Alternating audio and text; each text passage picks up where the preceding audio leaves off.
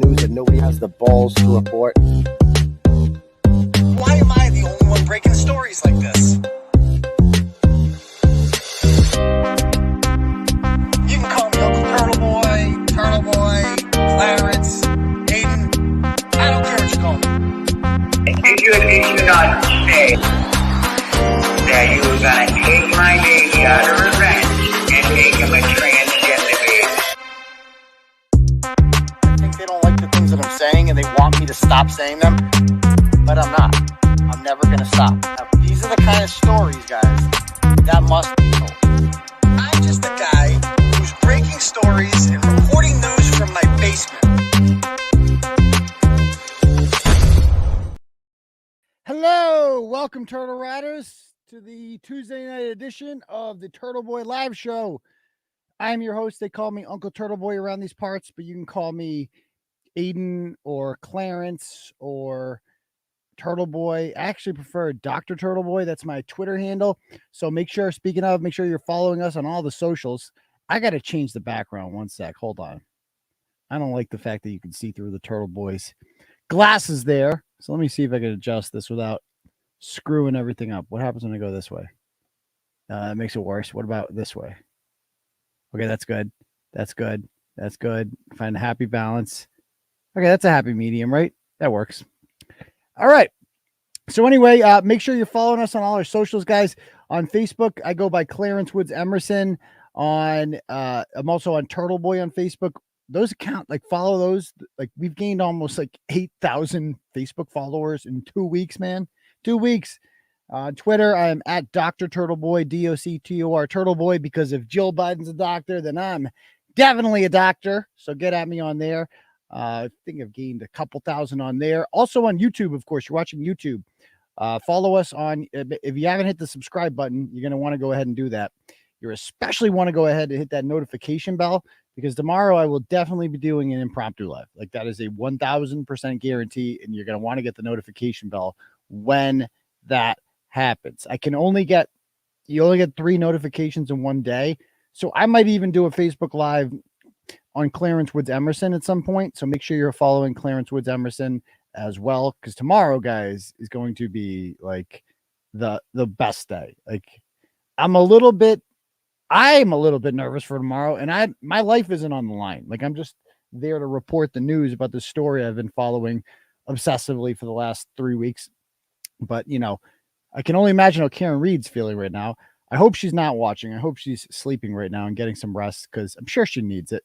She has a big day tomorrow. And I think that hopefully people will come out tomorrow. Again, the hearing is at 2:00 in Dedham at Norfolk Superior Court. I guess it's across the street from Dedham District. I've never been to this one. I think this is the court where 𝗏𝗂 and Vanzetti got the chair, actually. But so hopefully we get better justice than those guys did. But so, you know, if you'd like to come tomorrow, you're more than welcome to. You're probably not going to be able to get in the courtroom. So I am going in. I got a couple of people there that are friends with her. I'll be sitting on the defense's side. So I'll be over there. But, you know, people are like, I bet you she would appreciate it if people were outside, you know, with signs of support, stuff like that. I mean, can we get some signs that says "Hoss long to die in cold"? Like, that would be good. I got to make shirts for that too. I want to get just a Google thing and just write "Hoss long to die in cold, 2:27 a.m." something like that. I want to get one of those shirts made for people. But yeah. Okay, so hopefully some people, the thing about Turtle Riders is y'all work for a living for the most part. So I understand most people can't make it Wednesday at 2:00, but people work funky hours. People have different days off. So you're more than welcome to come. I'll be there, obviously. It's going to be crazy. I'm told Kevin Reddington is going to be there, which is a trip. We'll see if he's sober. I don't know, but I'm told that he's going to come with Jennifer McCabe. Because as you've seen, her Facebook page is still up, and her apparent philosophy in all this is just, let's just keep living life as normal, because we didn't do anything wrong. That seems to be how she's being coached to do this, as we did nothing wrong, so act normal. Now, Brian Albert must have missed that memo, because he's doing the exact opposite. He's selling his home and getting rid of his dog and blah, blah, blah, blah, blah. Colin Albert, I'm told, has lawyered up, which is a normal thing for an innocent 19-year-old kid to do. I get it, though. You know, he has kind of been accused of murder. So you might want to get a lawyer involved in that. But it also tells me the fact that he's lawyered up tells me that he might have gotten a visit from the feds. Might have gotten a visit from the feds because they've been knocking on doors, handing out subpoenas. I don't know. You know, they work quietly. You don't know what's going on. Grand jury stuff is all sealed. So if he's been in front of a grand jury, we wouldn't know. I would not know. But I would anticipate things are going to start getting brisk as of tomorrow. Tomorrow's going to be a very interesting day in court. So, yeah. Oh, also, the last social at Instagram. We passed 10,000 on Instagram today. We're getting close at _daily_news. I don't touch Instagram. We got people that do that. And speaking of people that do that, I got a nice gentleman reached out to me. He's a videographer. He wants to document this all tomorrow. So he's going to be kind of following me around tomorrow because this would be a crazy documentary to do once it's all said and done, not only from her point of view, but also from our point of view, reporting on this whole thing. Wouldn't it? Would it not? I'm told that because I've made some comments on here that I'm going to be knocking on doors in Canton. Apparently there's extra police presence in the town at some of these homes. First of all, I never said I was knocking on doors at One Meadows. That's not happening. I will not be doing that. I don't even know who's watching those poor children. I have no interest in them whatsoever. I don't bring kids into stuff. Other people do. But it's going to be very interesting show. What we're going to do right now tonight is we are going to just jump right into the thick of it. So in case you didn't see it yesterday, the prosecution in this case, the Commonwealth, Norfolk County District Attorney's Office, led by elected Democratic District Attorney, what's his name? Michael Morrissey, you know, a jovial, jolly looking fellow, if I do say so myself. Him and the ADA, Adam Lally, are really sticking in their heels here. Now, as all of us know with common sense who have been watching this, we all see this for what it is. A complete miscarriage of justice and a sham. And the only reason that they're still pursuing this, of course, is because, you know, and by the way, did I share the Rumble? I'm going to share that. There's the Rumble link, by the way. If you guys want to watch on there, you can subscribe on there because eventually they're going to kick us off of YouTube. You know it. As soon as we share our opinions on jabs or whatever. Oh, and before we get started, by the way, if you guys would like to donate to the program, you are more than welcome to click at the link at the top. That brings you to something called, and let me know if there's if there's static too, please, because I'm trying to work on that here. But if you'd like to donate to the program and our rebel renegade brand of independent journalism, you could click at the link at the top. That brings you to something called Turtle Chat, because we can't do the super chat on here because we had the wrong opinions about like 20 months ago about a certain president's jab mandate, and that didn't go over well. So we're not allowed to accept money from you, which is actually a blessing in disguise because they take 40% of that anyway. It's highway robbery. So if you guys would like to donate, you can click at the link at the top. We just built our own function on there. It's called Turtle Chat. You click on that. You can donate whatever amount of money you want. I will get an email notification when you do. And get up here. I will get an email notification when you do, and I will read it out loud to the class. You can also cash at me at $Uncle_Turtleboy. And I can see here, we already have one from Owen, sends $6.66 for beef curtains representing in Indiana. Oh, we got turtle riders in Indiana. That's nice to see. Okay, beef curtains. So we're going to talk about all that stuff. So anyway, tomorrow's a big day because, like I said, any normal person at this point would just tap out and just say, in the interest of justice, we are going to, you know, we in light of new information that we are not aware of before. There's nothing wrong with that. Just saying, oh, we didn't know all this stuff. We didn't know about the how long to die in cold thing. But instead, and if for those of you unfamiliar with that, I assume most people are familiar. One of the people who was in the house, the woman by the name of Jennifer McCabe, claims that John O'Keefe came to 34 Fairview Road and said he was outside, but never came in the house. And so when he never came in, she assumed that he went home. And yet at 2:27 a.m., when she assumed that he was in home in bed, she decided to Google how long to die in cold at 2:27 a.m. So that's obviously, as soon as you see that, if you're the district attorney, you're like, oh shit, this changes everything. Obviously, that is the biggest clue in all this, is that how long to die in cold Google search, which she then erased, by the way, along with all of her phone calls that morning, erased all of them. So we will see then, right? I forgot where I was going with this. There's always so much shit going on. Anyway, so Jennifer McCabe did that, and we'll see what happens. Let's just jump right into this, shall we? Fuck it. Let's talk about this motion that we have here in front of us, because I remember what I was gonna say. If you're the prosecution, right? There's nothing wrong with just saying, "Oh shit, we thought Jennifer McCabe was on our side. She's a primary witness in this. She's like the biggest witness in this whole case. She's obviously not a good witness, so we're just going to abandon ship because we have no shot whatsoever of winning a trial. Like, you have to be guilty beyond a reasonable doubt in this country. I don't care if you find the 12 dumbest jurors in the world. It's not going to happen. It also helps that in this case, the judge in this case, if you research her, she's a public defender. Like, that was her thing beforehand. If you're a defendant, that's good for you, I would assume. A public defender judge. So there is a 0.0% chance. So why take the L if you're a district attorney on this one? You're going to make a fool of yourself. Why have that on your record? But these people I think they're going forward to this. Number one is pride. They're just too proud. And number two, what it would mean for the system.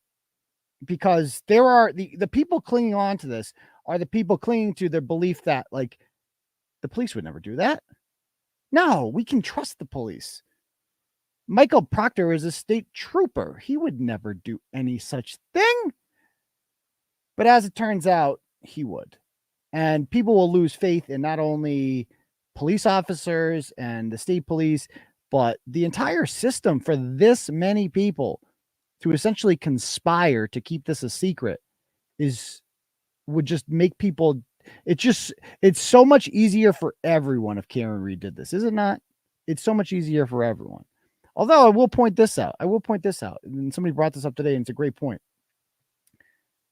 Karen Read, one of the things they have on her is that she called John O'Keefe angrily at like 5 a.m. when he wasn't answering his phone, and left a voicemail like, "I hate you for doing this to me." I don't know the exact words, but it was just like, it's what I would say to somebody who I thought was alive and wasn't answering their phone. I'd be like, fuck, like, why are you being a fucking asshole? Pick up your phone, like that. Like, how could you do this to me? Pick up your fucking phone, But that is what they're using against her. But Karen Read is being charged with murder. So they're saying that Karen Read intentionally, because she hates him so much, apparently, she drove her car into him going 5 miles an hour on purpose to kill him. That was her plan, to kill him. Like, I'm just going to kill him right here going 5 miles an hour. That was her plan.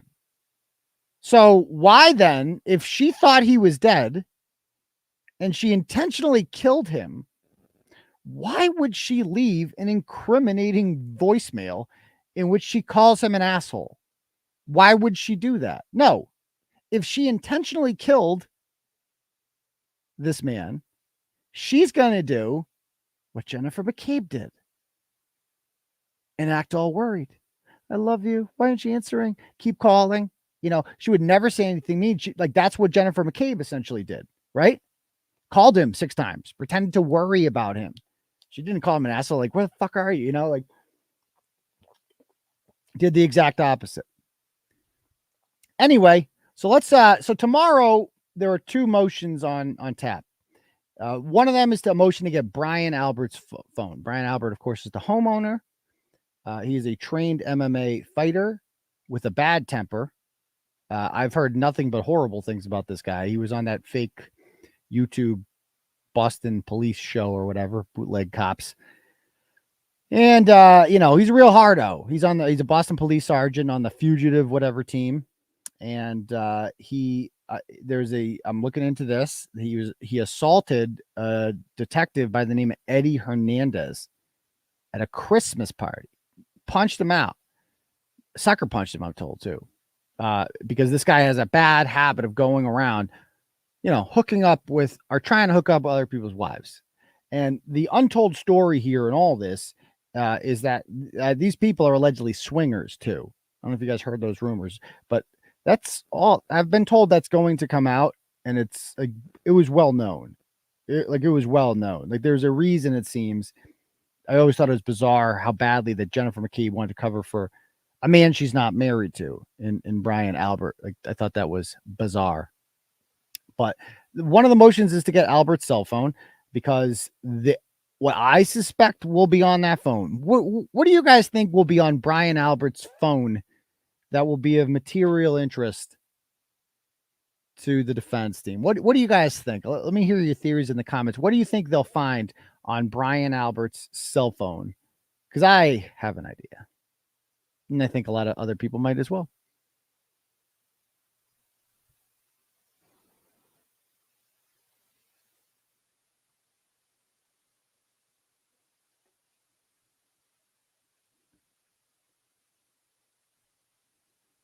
Okay. There it is. That's exactly dick pics. Yeah, dick pics. That's exactly what I think happened. I think he calls Proctor. I think that's what you're going to see on there, because how does Michael Proctor show up there? How does Sergeant Lank show up there?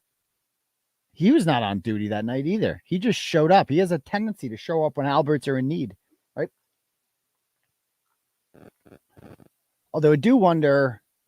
No, I guess I don't wonder, because I'm like, why didn't they sprinkle her taillight stuff there earlier? But they couldn't get it. It was in the garage. They couldn't get it. So other people are texting me saying there will be nothing on it because he had burner phones. Probably. And I mean, we'll see. Time will tell with all this. We will see. But anyway, I think that's one of the motions, is to get his phone.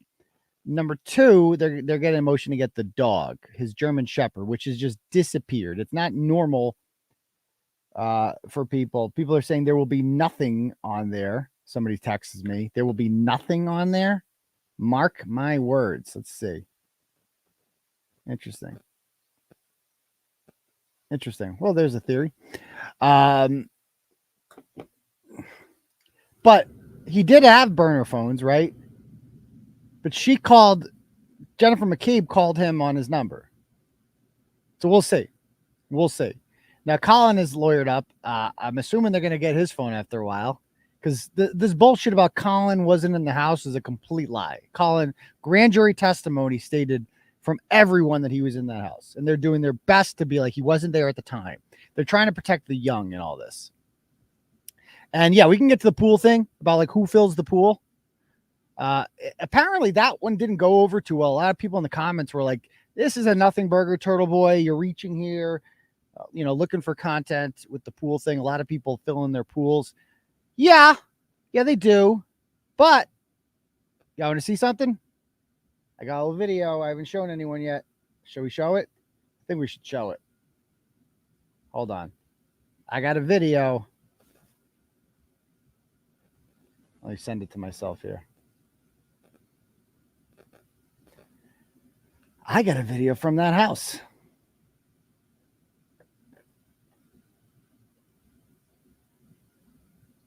One moment. Okay.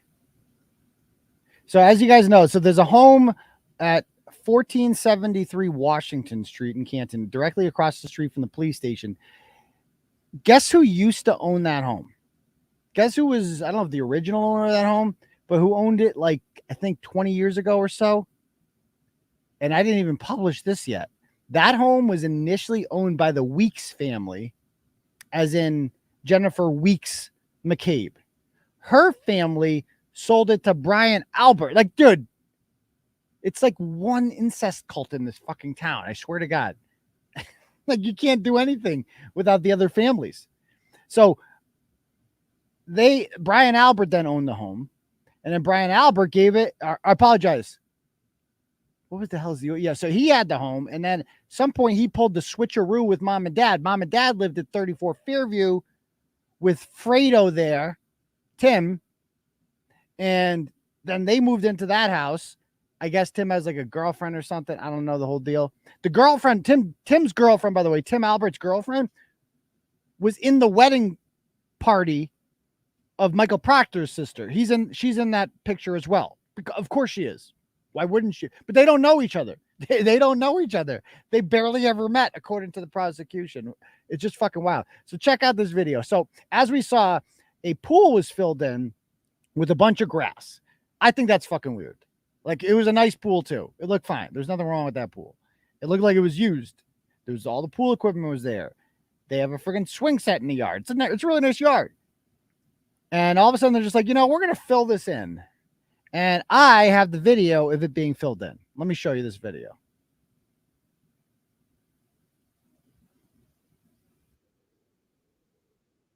All right, hold on. I have obtained video of the home being filled in. By the way, let's get screenshots of the highest I've ever seen on here is 2.1 thousand.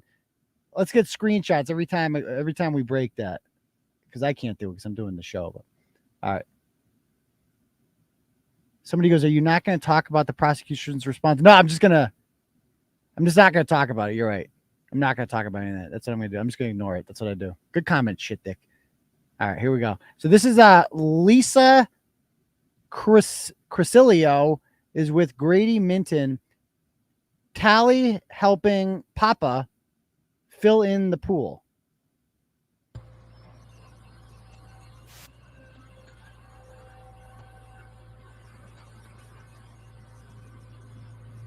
October 12th. You can see the fence in the background there.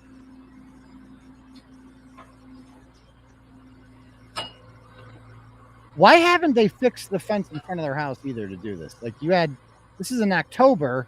This is over 6 months ago. You've had 6 months to do something. You haven't done it yet. Yeah. So there's that. So people are asking, like, is the dog there? I have a hard time believing they put the dog there. I'm sorry. If they killed the dog, yeah, that's October 12th. I'd like, and I'll get to the theory of the dog in a moment. On October 12th, the dog, I apologize. I think I can't imagine the dog's in there, because if you kill the dog, dude, you're not going to bury it in your backyard. Come on.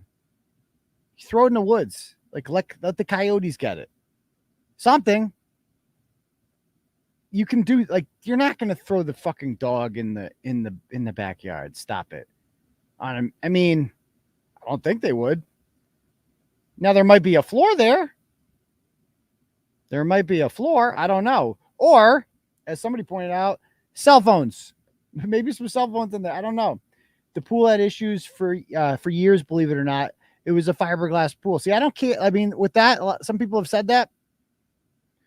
But why didn't they get rid of it before? Why did they decide on October 11th, Tim Albert decides he's going to just fill in, like, get a permit to fill in the pool, and gets it done the next day, October 12th. October 3rd, in open court, David Yannetti argued a motion to preserve all cell phones for like 10 Alberts. And McCabe, I think, is on that list too. Like, a whole bunch of people had to preserve their cell phones. And then 5 days after that, what does he do? He goes and writes that Facebook post about nobody fucks with my family. So that I found that hard to believe. So we'll see what's in there. I don't know. I mean, there could be nothing, but come on, the timing, you guys don't think the timing is strange? Whatever. All right. So let's talk about these motions. Let's bring them up over here. The timing is especially suspect. Exactly. That's the biggest thing. Thank you.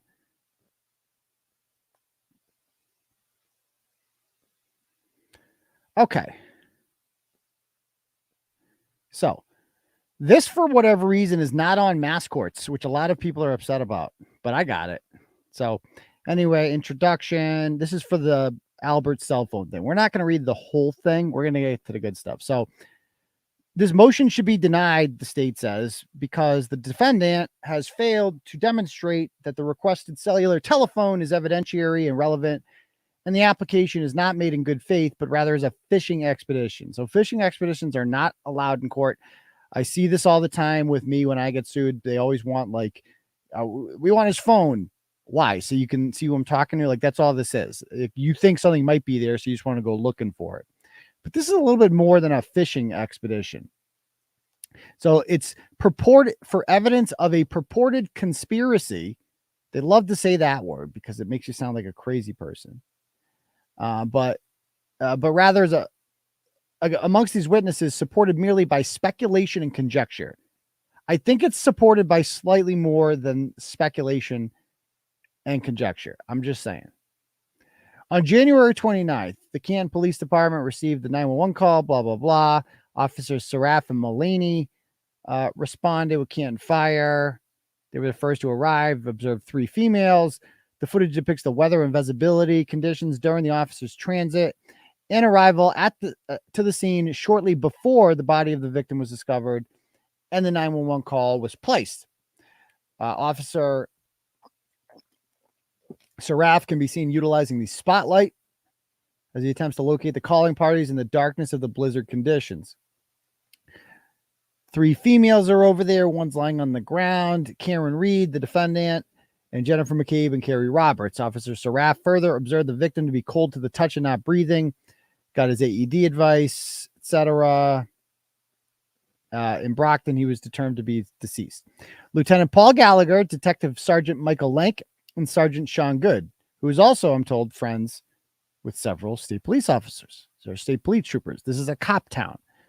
Also, the Canton police arrived on scene moments after 911 call had been received. Following the victim's transport from the scene, they began to search for any evidence where Mr. O'Keefe had been discovered. In the mounds of snow on the front lawn of the residence adjacent to the roadway, they located a broken cocktail-style glass and multiple patches of red that appeared to be blood in the vicinity of where the body had been located. Now, the cocktail glass is interesting, right? Some people have theories about that. And what I think, and what a lot of people think, is if you'll recall, Jennifer McCabe made it a point when she spoke to police to tell them that Karen Reed had walked into the waterfall bar from C.F. McCarthy's with a drink in her hand, with a clear liquid. She's trying to make Karen Reed look trashy, because that's a white trash move, bringing one drink from a bar into another. I mean, nobody even allows that to happen, but they want to make it seem like maybe she hit him with it, you know, or conversely, we're going to see later on, the prosecution argues that Mr. O'Keefe actually walked out of a bar holding a glass, allegedly. So maybe they're going to say that the lacerations in his arm came from that. I don't know.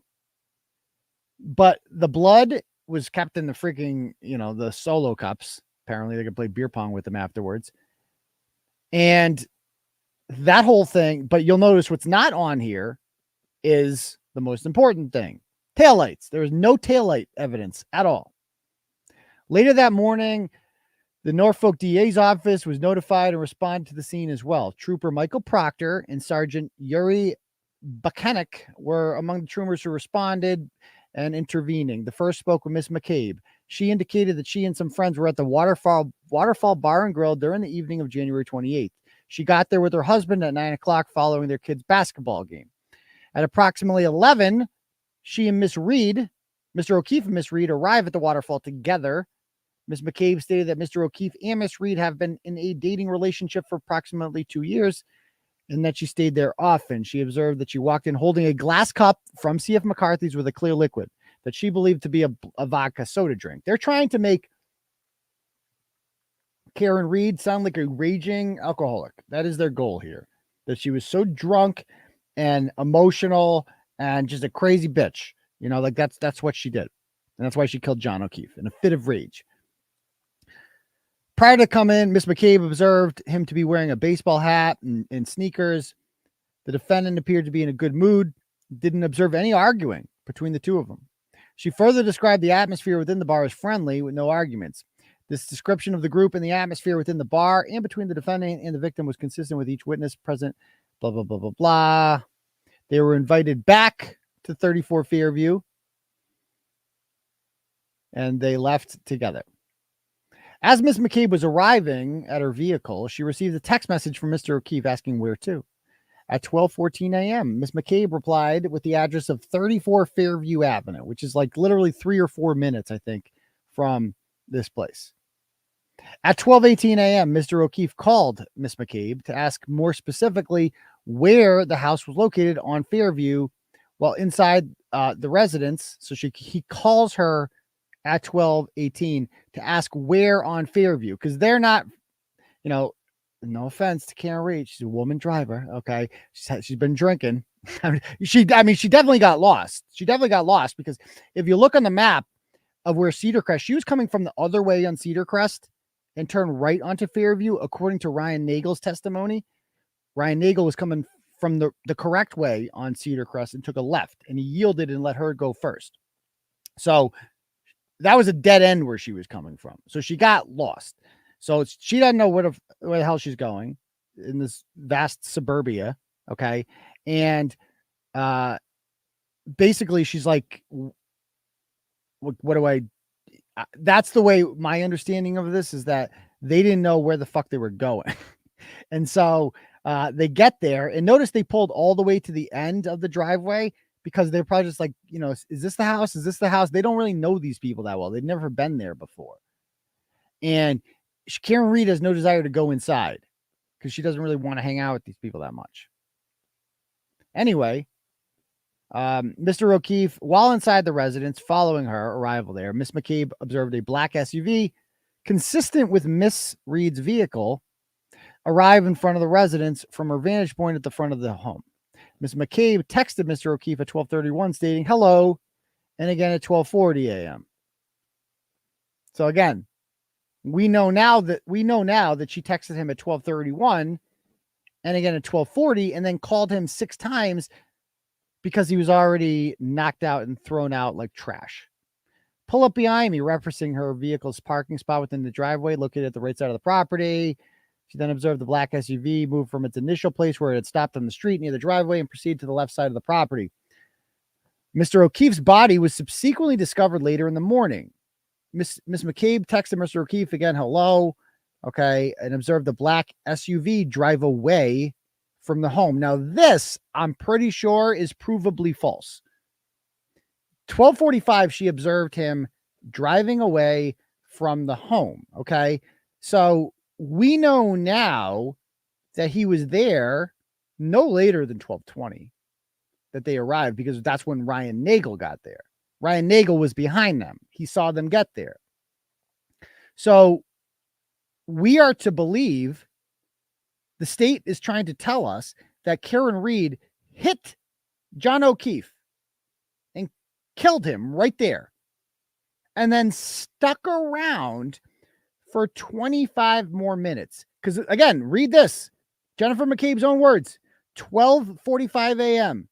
Miss McCabe texted him and then observed the black SUV drive away from the home. Okay.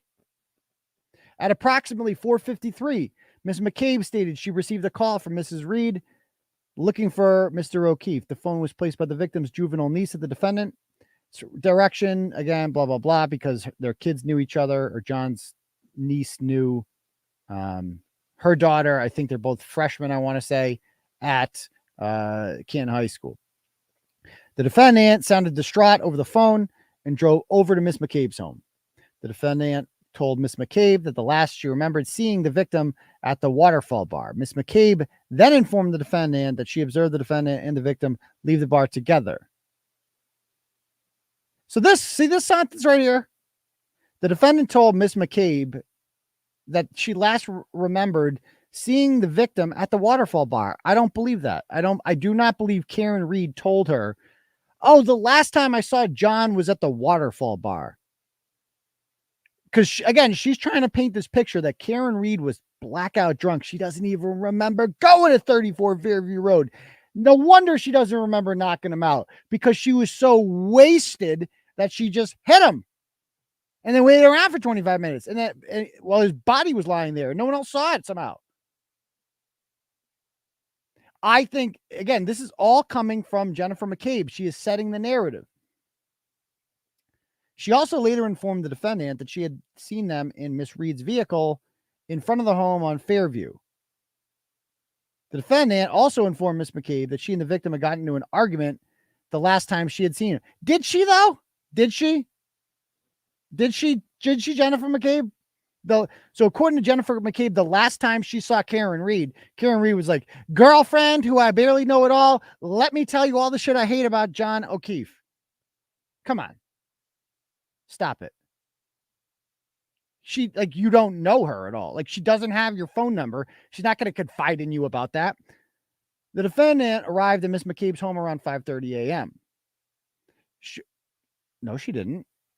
Oh, she arrived at Miss McCabe's around 5:30 a.m. Shortly after that, the defendant arrived at Miss McCabe's home. Miss Carrie Roberts arrived there as well, as she was also received phone calls from the defendant that early morning looking for the victim.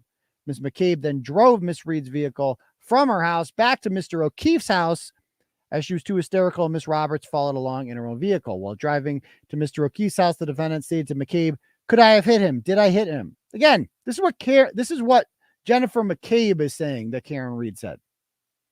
Ms. McCabe stated the defendant also told her about a cracked taillight on her vehicle. Well, we know that can't be true. That can't be true. That is a provable lie that Karen Reed could not have told her that, because Karen Reed did not know about any crack in her taillight. We saw the security footage at her house. She gently hits his thing. It might have caused a small break in the exterior of the taillight. But she would not be able to know about the broken taillight at that point, because guess what? Michael Proctor hadn't got his hands on it yet. So it really wasn't that broken yet.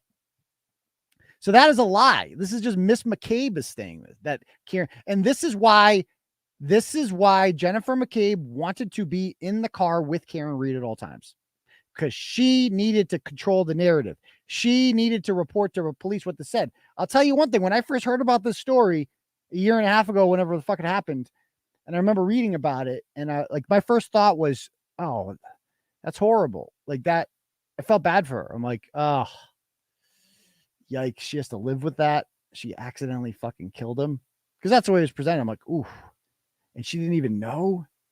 Oh, horrible. We don't want to live with that guilt.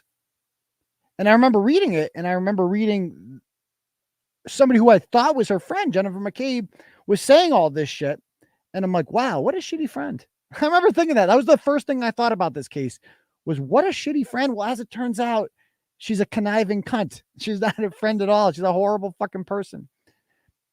So once they arrived at the victim's home and had Miss McCabe look at the cracked taillight, like, did that happen? Which Miss McCabe described as the passenger side right rear taillight as cracked and missing pieces.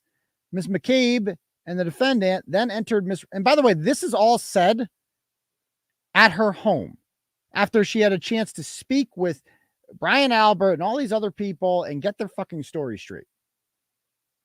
Miss McCabe described as the passenger side, blah, blah, blah, was missing pieces.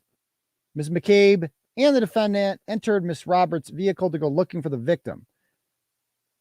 Karen Reed was seated in the back passenger side while Roberts drove, and McCabe was seated within the front passenger side. McCabe stated that they turned onto Fairview Road from Chapman Street from the south, and at that time it was snowing heavily with the wind blowing, creating poor visibility. Again, poor visibility. Oh, how did she see that? How did she know that was there?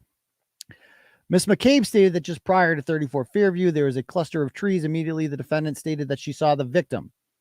This statement initially confused Miss McCabe and Miss Roberts, as they were unable to see the body.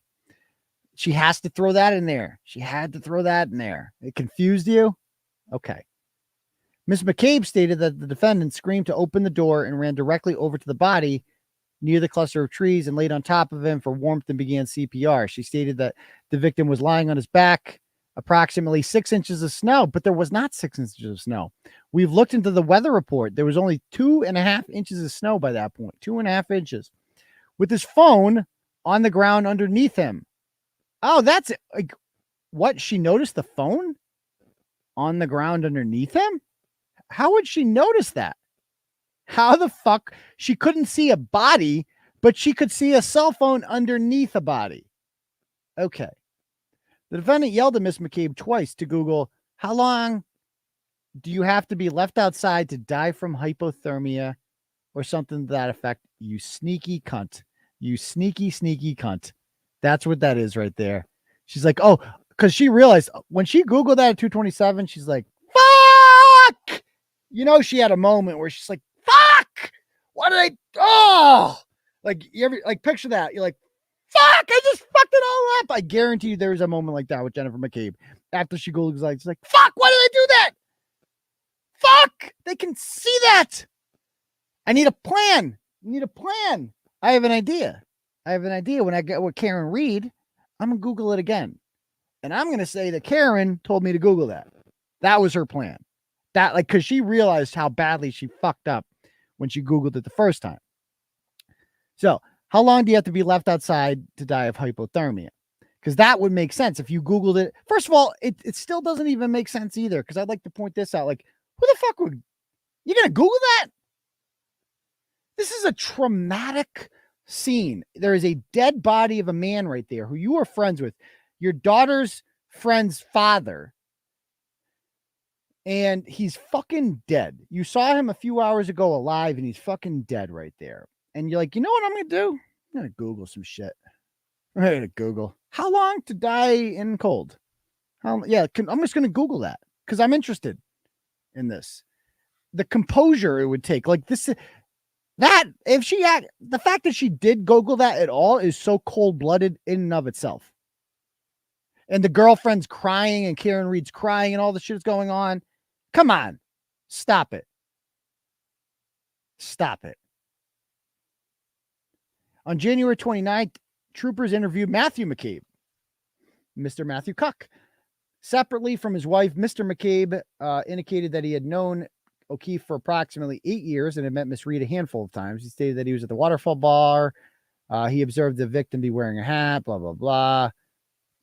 He stated he left the bar from his group and was heading to his in-laws' home at 34 Fairview. He entered his vehicle and Jennifer was on the phone with the victim.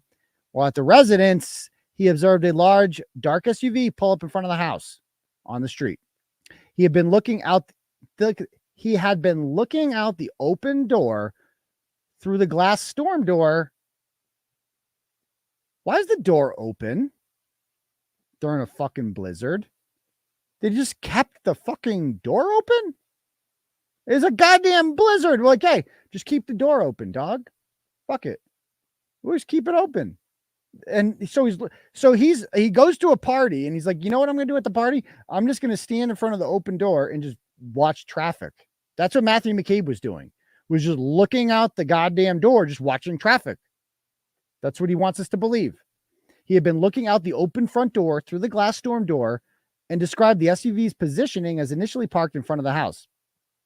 Mr. McCabe looked out the window some minutes later and observed the same vehicle had moved towards the left side of the property. Minutes following that, he observed the same vehicle driving off down Fairview, heading in the direction it had been facing while parked. So a couple things with this statement right there. His wife said that the car left at 12:45. This guy's saying it's minutes later. Apparently all Matt McCabe did at this party was just look out the window. That's all he did. He just stood there and like a weirdo and just stared out the window while Brian Albert diddled his wife. Maybe. I don't know. Maybe. And it's like, okay, so in the same direction it had been facing while parked. So he's saying that there was no 3-point turn, that the car just went. That's interesting. There was no 3-point turn. How about that? Because again, the theory is he was backed into, which could not have happened without a 3-point turn. Troopers also interviewed the homeowners, Brian and Nicole Albert. Both confirmed that they had been in the waterfall bar the previous evening with the family and friends and left around closing time and returned to their home. Throughout the evening, they both indicated that the victim and the defendant, neither of whom they knew particularly well, entered the bar and joined the group. They indicated that several people from the group had invited back to their home following the bar. Several arrived staying for approximately 1 hour. Of course, very convenient. They just come for 1 hour. Both indicated in their sworn testimony before the grand jury in this matter that their nephew, Colin Albert, while present at the home upon arrival, had left their home before any of the guests. They felt so necessary to point this out, right? So necessary to point this out.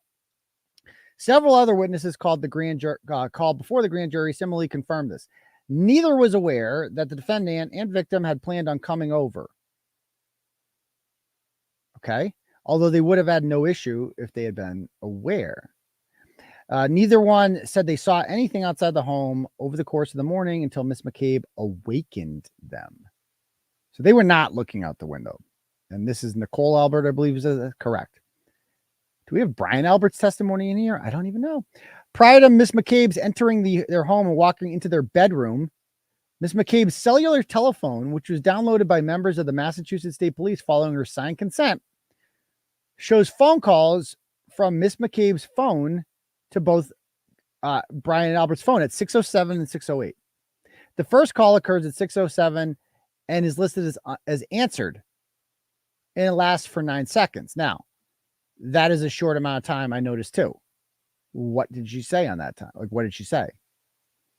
Did she say there's a dead body outside? Because she was outside and then she knew the dead body was there, but she calls Coco up, and Coco apparently, whatever, during those 7 seconds.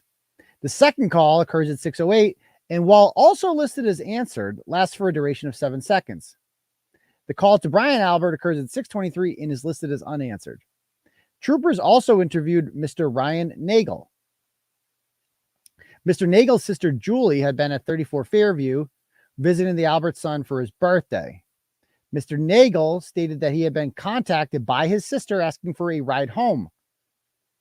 His friend drove with Mr. Nagel in the front passenger seat and his girlfriend in the rear cab of his friend's Ford F-150 pickup truck to Fairview. As the truck was driving down Cedar Crest, he observed a set of headlights of a midsize SUV coming from the opposite direction. Again, no offense, Karen Reed, crazy drunken woman driver here, went the wrong way, and so now she's coming from the other direction. So that's why he sees the headlights like that.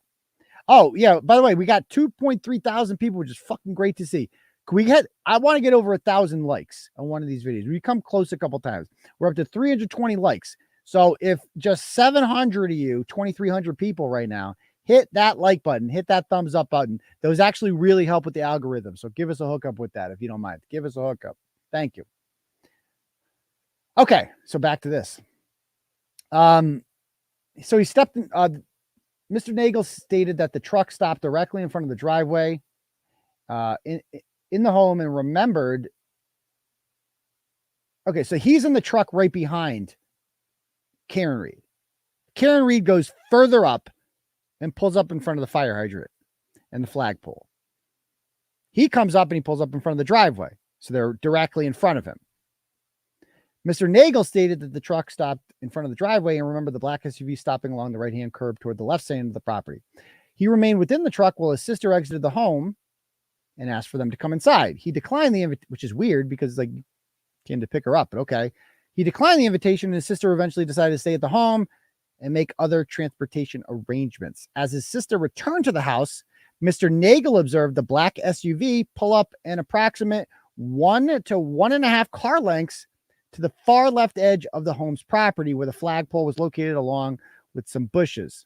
So he notices the black SUV pull up approximately 1 to 1.5 car lengths all the way, more. They're in front of the fire hydrant. They're just going to go 1.5 car lengths further. He stated that the driver did not appear to place the vehicle in park at any point he observed it, as the rear brake lights were illuminated. So the brake lights are working fine, to include the third top center light. Mr. Nagel reported hearing no noises coming from the interior of the SUV. He indicated that his friend pulled away from this side of the road. When they were leaving, they drove past the black SUV.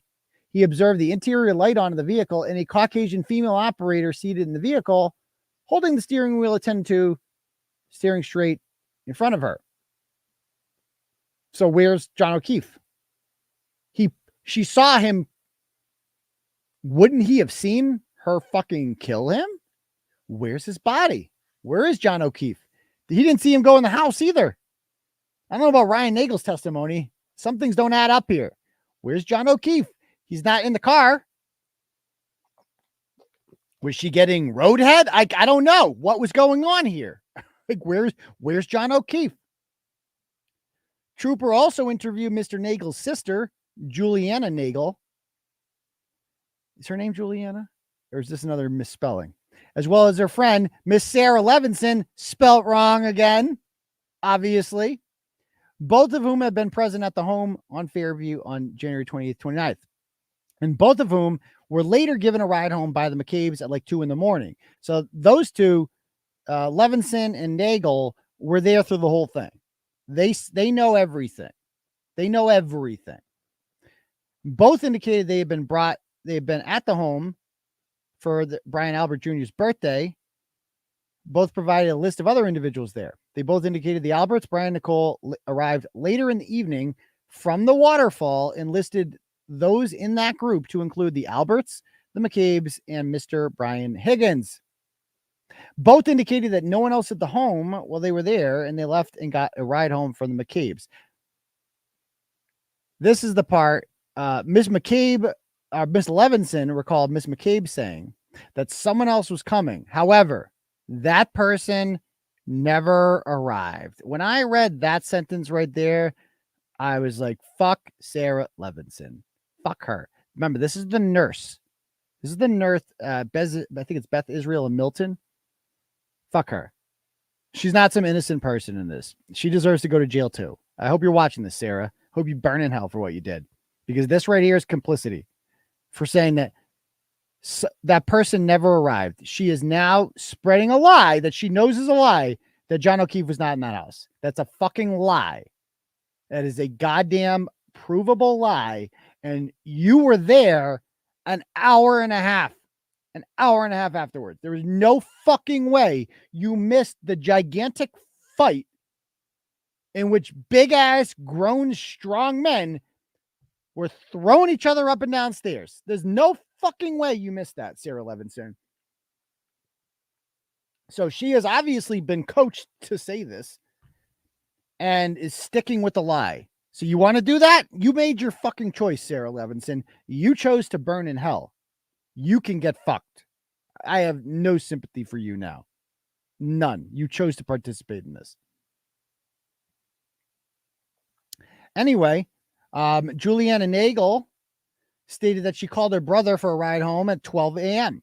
While waiting for him to arrive, she was looking out the kitchen window and observed an SUV stop by the mailbox with the front of the SUV facing Chapman Street. That's to the south. She stated that she further observed the SUV travel along the front of the house and stop between the mailbox and flagpole where it came to a stop. She observed the SUV further pull up closer to the flagpole and stop again. She went outside to speak with her brother and noticed that it was lightly snowing at this time. Lightly snowing. I thought it was a fucking snow. Okay. After her brother declined her offer to come inside, she indicated to him that she would arrange an alternative way home. She went back inside the home with the SUV still parked in the aforementioned position. Ms. Nagel stated that she left the residence in Miss McCabe's vehicle at 1:30 and 12 a.m., between 1:30 and 2 a.m. rather, with Mr. McCabe driving. Mr. McCabe reversed out of the driveway as they traveled past the house. Miss Nagel, so they pull out of the house here. So Mr. McCabe reversed out of the driveway as they traveled past the house. Miss Nagel indicated that she thought she saw something. She describes as a dark object, but could not determine what it was. Well, that's new. She saw the body, she says, but she couldn't figure out what it was. He weighs 217 pounds and he's 6'2" tall. His body was just lying there and they went that way. They went past it. That's what this says. They went past the fucking body. And she was like, what's that fucking dead body looking thing right there? That's an admittance that she saw it and did nothing. Anyway, later that day, Troopers Dunn and 𝗙𝗵𝗂𝗃 interviewed Miss Carrie Roberts, who stated that approximately 5 o'clock, she got a call from the defendant saying that John didn't come home. It was snowing and she was worried. The defendant further stated to Miss Roberts that John's dead. Carrie, I wonder if he's dead. It's snowing. He got hit by a plow. Mr. Roberts got dressed and left in her vehicle, eventually meeting the defendant at Miss McCabe's house, where she observed the defendant to be hysterical. And this is why I hate Carrie Roberts. She could burn in hell too. Miss Roberts stated that she believed the defendant was still intoxicated in the morning and told her that she did not remember last night. Did she? Did she say that? I don't believe that. I don't believe that Carrie was like, oh my God, girlfriend, I was blackout drunk. I don't even remember being there last night. I was shit-faced. Did I hit a motherfucker? Did I hit someone? Oops. Oopsie. No, I don't believe that. I don't believe you, Carrie Roberts. I think you're lying. She reported that defendant as stating to her, I was so drunk, I don't even remember going to your sister's. I don't believe that. Miss Roberts followed the defendant's black Lexus SUV back to Mr. O'Keefe's house. They went inside the home for a period of time to look for him to no avail, checking in on the victim's niece. While at the victim's home, Miss Roberts stated the defendant had told her and Miss McCabe about a cracked rear passenger taillight and showed them both of them the area of her vehicle. Mr. Roberts then drove her vehicle with Miss McCabe in the front passenger seat to 34 Fairview Road, scanning the sides of the roads, looking for the victim, while the defendant periodically screamed and texted on her phone as they drove. Miss Roberts described the weather as whiteout conditions. As they arrived in the area of 34 Fairview, Miss Roberts stated the defendant screamed, there he is, I see him, from the inside of the vehicle, and screamed to be let out. After exiting the vehicle, Miss Roberts stated she still could not see the victim in the conditions and further stated that his body was covered in snow. She stated that the victim's body was approximately 12 feet from the roadway. Can we just talk about that for 1 second? 12 feet from the roadway? How the fuck did he end up 12 feet from the roadway? So she hit him going 5 miles an hour in reverse. The man weighs 217 pounds. For those of you who don't understand Newton's laws of physics, pounds are a representative of how much gravitational pull you have. So it's harder for somebody for that big to travel far. So especially going the force it would take. I'd love to see a recreation of this. So she bumped into him going backwards, which, by the way, the McCabe say that she didn't do a 3-point turn. So how'd that happen? And just knocked him 12 feet fucking backwards. This guy, Jackie Robinson, is doing a long jump. How the hell did that? How did he in 12 feet from the goddamn curb? 12 feet. So she observed him to have a swollen right eye with the laceration above it and blood around his nose and mouth. She stated that they immediately began CPR. Miss McCabe called 911. She stated that she observed the victim to be lying on his back with his arms by his side. She noticed that his right eye was swollen shut and that there was blood coming from his nose. I mean, he's on grass too.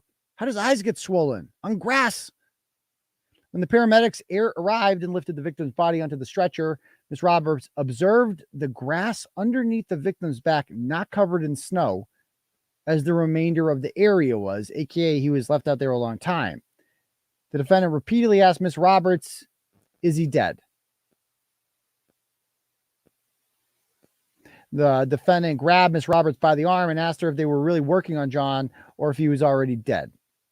To me, that just adds to the credibility of this all. Like, she had no fucking idea that he was there. Does that sound like a person who, like, intentionally killed someone and knew he was dead there? No. So these other people, 𝗀𝗏 were, I've never heard of them before. They were apparently at the waterfall bar. Nicholas and Karina 𝗀𝗏. I'm sure people will start looking into them now. They arrived between 9 and 9:30. They came in separate cars, followed their daughter's high school basketball game. They'd known the victim for 5 or 6 years. They stated that the victim and the defendant were arrived at the waterfall, blah, blah, blah, blah, blah. They spoke for a period of time. The defendant appeared to be drinking vodka soda cocktails. She also recalled the defendant pushing quite a bit for a member of the group. This is fucking great. She remembered the defendant, Karen Reed, pushing for a member of the group, Christopher Albert, the owner of a local pizza shop, to go across the street after leaving the bar to keep partying while he made pies for everyone. She did what I said. Bitch, get in the kitchen, make me a chicken parm. Chicken parm, Charlie. Go make me a chicken parm. I want a pepperoni pizza right now, pizza bitch. Get in the kitchen and make me a pizza, bitch. Oh, if Karen Reed really did that, that was fucking hilarious. Go make me a pizza. Go make me a pizza, bitch. Anyway, when it was time to leave, Miss 𝗏𝗏𝗃𝗃, whatever, indicated she walked outside with Ms. McCabe and observed the victim and the defendant to walk out together and proceed to the left of the driveway up Washington Street, where their vehicle was parked facing back. She indicated that they were parked, blah, blah, blah, blah, blah. She observed the defendant walking through the driver's side door of her black Lexus SUV and indicated that during the course of her conversation that evening with the defendant complained about the victim's mother.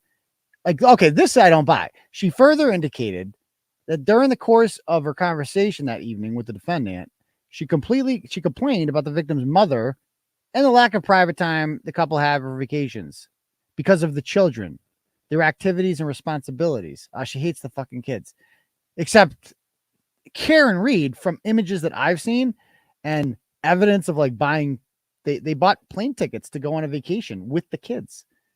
She loved those kids. Like, I got pictures of her with the kids the day of. Like, she did shit with them without John. She like any picture of the girl, she has like manicured nail. Like she had a motherly figure in her life doing shit for her, helping her be a woman. She also described her as fine and did not believe that, but she's like also sharing all the shit. I fucking hate these motherfuckers with strangers. Okay, I don't buy that. But that's a new name, 𝗏𝗏𝗃𝗃. I'm sure we'll look into them. The firefighter, I completely buy her story because, why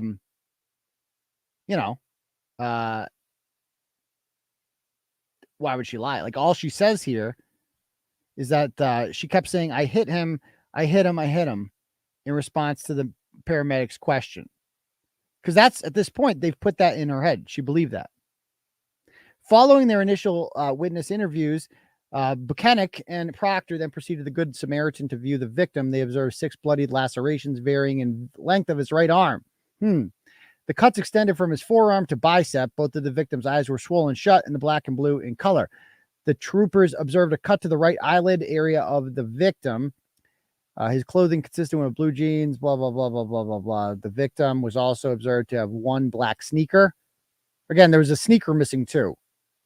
But the sneaker appears later on when the state police get there. So it's like, that's interesting. Where was his shoe before that? Oh, I don't know. Maybe it came off in the house during the fucking fight.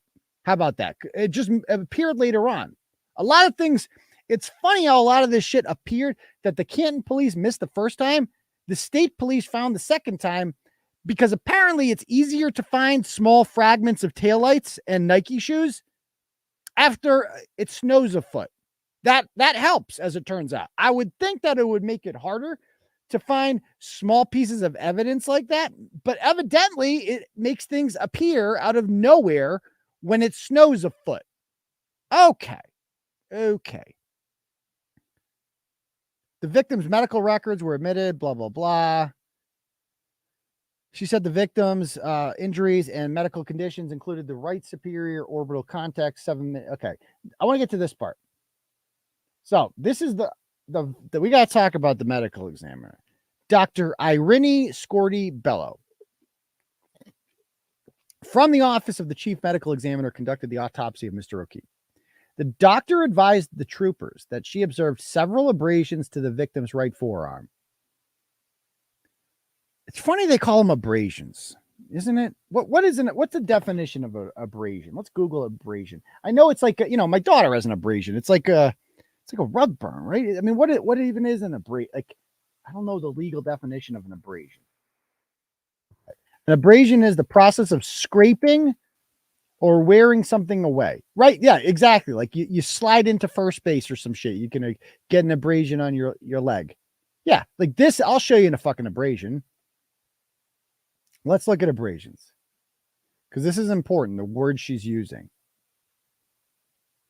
It's a scrape, right? Like these are abrasions. That's an abrasion right there. I don't know what that is. That's fucking horrible. That's like rather be dead. But that's not what happened with John O'Keefe's arm, of course. Let's go look at John O'Keefe, what John O'Keefe looked like. Which one has it? This one, I think. Here it is. Okay, now I'm not a trained medical whatever, okay? Just a man with a blog and a dream. But this does not look like an abrasion to me. That's not an abrasion. See this? See how it's long and skinny on his arm? An abrasion happens when you rub against something and it tears the skin open and you bleed. This is a fucking puncture. Like that is a puncture. Exactly. Those are puncture wounds. And look at them. Like that, like two dog teeth biting into you, going, rawr, cutting down on you all along his fucking arm. And look, how did his knuckle get like that? Isn't that interesting? Now, again, not a legal expert, but I've seen a couple fights before, and usually your arm, your knuckles are black and blue like that because you done knock someone out or you hit someone who has a thick forehead. And I bet you he might have had like did they check his hands for broken bones? That looks like a right fifth metacarpal broken bone. I know because I've had one before. It's fucking painful. That's what happens to your fucking hand. I punched my best friend in the face like 20 years ago, and I was in a fucking cast for 6 months. It was horrible. And I mean, look at that shit, man. Come on. How'd that get like that? How'd that get like that? And notice it's his right hand too. I'm assuming he's a righty. That's interesting. And I mean, look at his eyes. Come on. Stop it. Stop it. Puncture. Give me a break. It's just a sketch. It's just a minor scrape. Totally. So anyway, let's go back to the report here from the medical examiner. And by the way, let's look into the medical examiner a little first. I want to show you who she is because we've never talked about her. Irene. And I don't know how you become like an official medical examiner, but I'm starting to not trust medical examiners that much. Do you guys remember the case in Lowell of Emily Nieves 2 years ago? Remember the medical examiner in that said that she died from falling out of a fucking bed? Like, come on. So she lived with an abusive boyfriend who routinely kicked the shit out of her. She was trying to leave him, and she has blunt force trauma to the dome, and she fell out of bed. That's what I don't trust some of these people. So here she is, Irene 𝗵𝗂𝗄𝗏. I don't know how they get appointed to these positions, but she looks like every person who was like lecturing me to stay home and keep people safe 3 years ago. Like that, it's like the face of it. She was a New York pathologist, I guess. I don't know. I don't know how you get it. It seems like it's a government job, is it not? Let's see her bio here. Medical examiner at the Commonwealth of Massachusetts from 2016 to the present. I mean, so she's certainly qualified. But again, I'm not an expert, but I did stay at a Holiday Inn one time. I feel like I'm somewhat qualified here to talk about that. Like it's appointed, not hired. Exactly. Like you have to know someone, I'm guessing, to get this job. So I don't trust her. I just don't. Also, I'd like to bring this up. Another search I did. Where'd it go?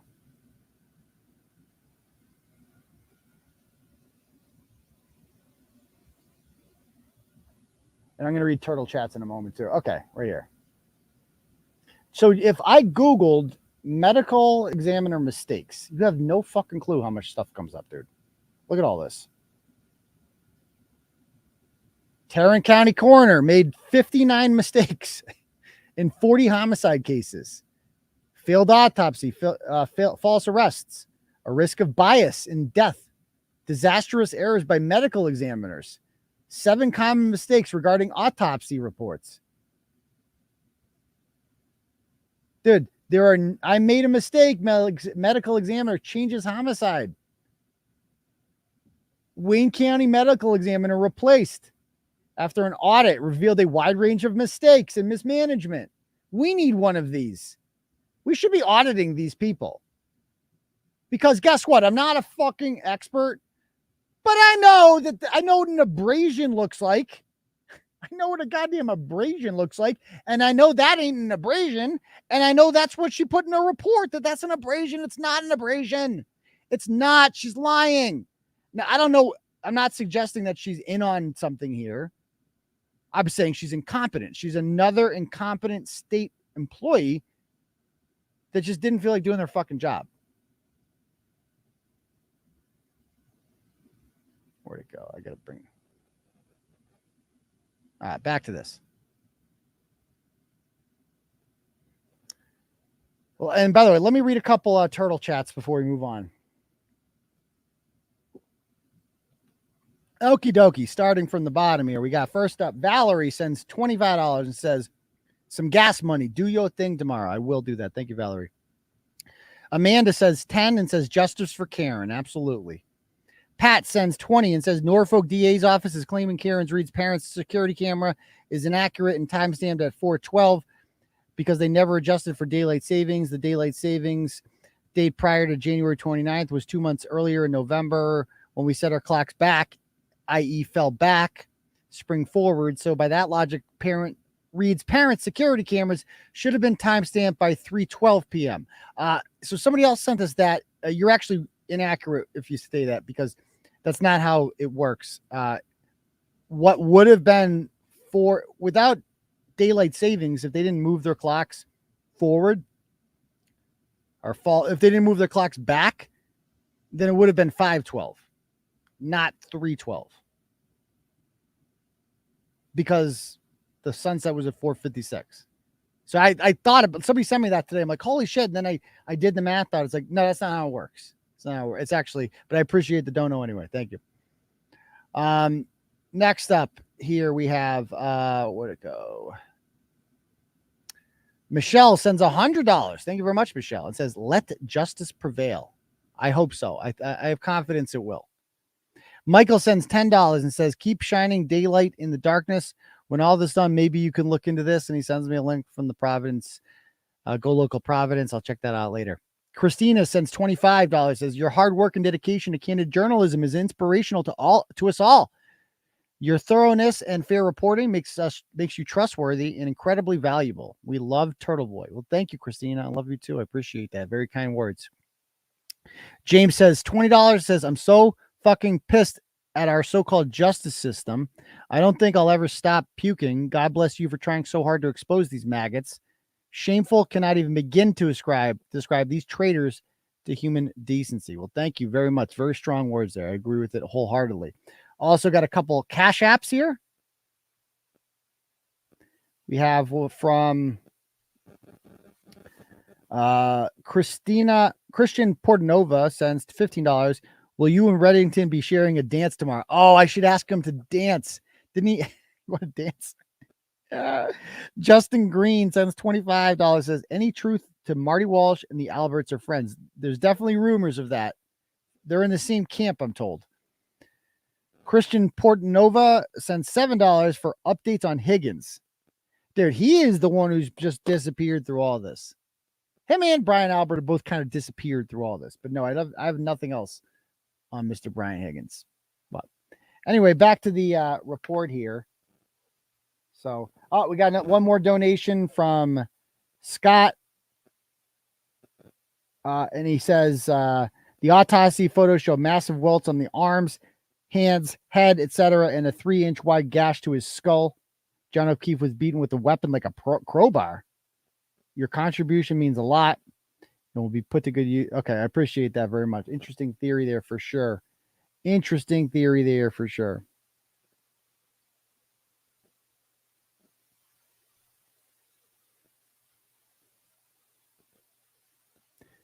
Okay. Interesting. All right. So let's talk about this some more. So the medical examiner says that there's several abrasions to the right of forearm. We know that's a lie. 2 swollen black eyes, a small cut above the right eye, a cut to the left side of the nose, an approximately 2-inch laceration to the back right of his head, and multiple skull fractures that resulted in bleeding of the brain. Dr. 𝗵𝗵𝗹𝗆 further advised the troopers that the victim's pancreas was a dark red color, indicating hypothermia was a contributing factor to his death. She opined from her examination that the significant blunt force trauma injuries occurred prior to becoming hypothermic, as evidenced by the hemorrhaging in his pancreas and stomach. Nobody denies that. Mr. O'Keefe had arrived at the Good Samaritan Medical Center with a body temperature reading in the low 80s. The doctor opined the extensive injuries to his head likely rendered him incapacitated. Okay, how about this? Look at this fucking comment. She observed no signs of Mr. O'Keefe being involved in any type of altercation or fight. What was that?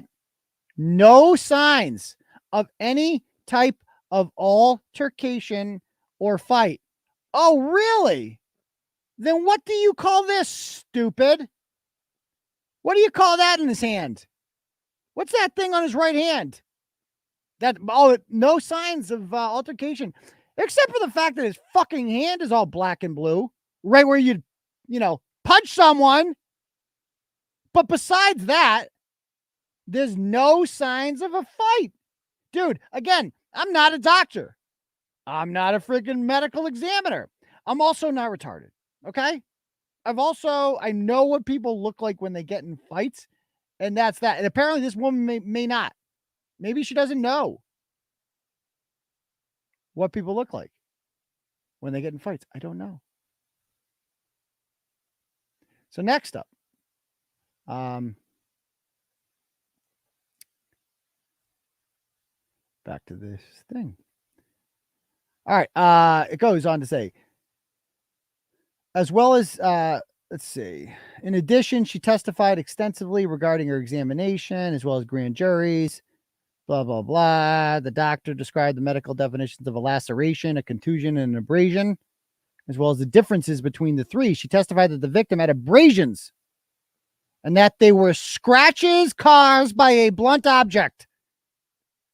Scratches caused by a blunt object. She says this, that those fucking things, a blunt object. So somebody hit you with something and it just caused distinctive long lines of cuts. A blunt object did that.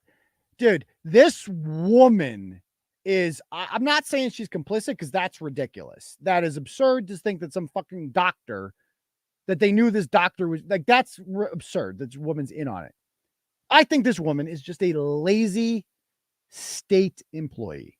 That's all she ever is. And quite frankly, the medical establishment has no credibility whatsoever more. These are people who lied to us repeatedly throughout the pandemic and told us that, oh, you have to stay in. If we all stay inside and 15 days to stop the spread and we wear masks and we get the vaccine and blah, blah, blah, blah, blah. It was all a fucking lie. They have no credibility left whatsoever. I don't believe a goddamn word this woman says. Not a fucking word. I just think she's lazy. I just think she's fucking lazy. She went on to describe them as a cluster of them in his right upper arm, on his right forearm, mostly linear and ranging in size from a few millimeters to 7 centimeters. She testified that throughout her thorough external examination of his body, she observed no signs of an altercation or fight. The doctor testified extensively to the injuries or swelling of the victim's eyes. From her examination, both the victim and internal, that the bleeding and subsequent swelling around his eyes were related to the small fractures in the skull. She testified specifically that the injury initiated or started on the back of the head, caused all the fractures in the skull, and the eyes got red or black or purple because the seepage of blood from the small blood vessels. So he's got swollen eyes, she says, because he got hit in the back of the head which causes your eyes to swell up. What? What I think happened here is I think this woman was just like, she had already had it in her head. Like, okay, so she didn't think that this guy got the shit kicked out of him. So she's like, well, obviously, like, like the story has already been told to her that she died because Karen Reed killed her. So now she's trying to come up with a way in which that makes sense. That's all this is a medical examiner trying to make sense of that. Because it's not like the medical examiner can come out and be like, aha, actually, a house full of fucking assholes kicked the shit out of him. That's what actually happened. She's not going to do that. What happened here? Did we lose this? Did we miss a piece here? Anyway.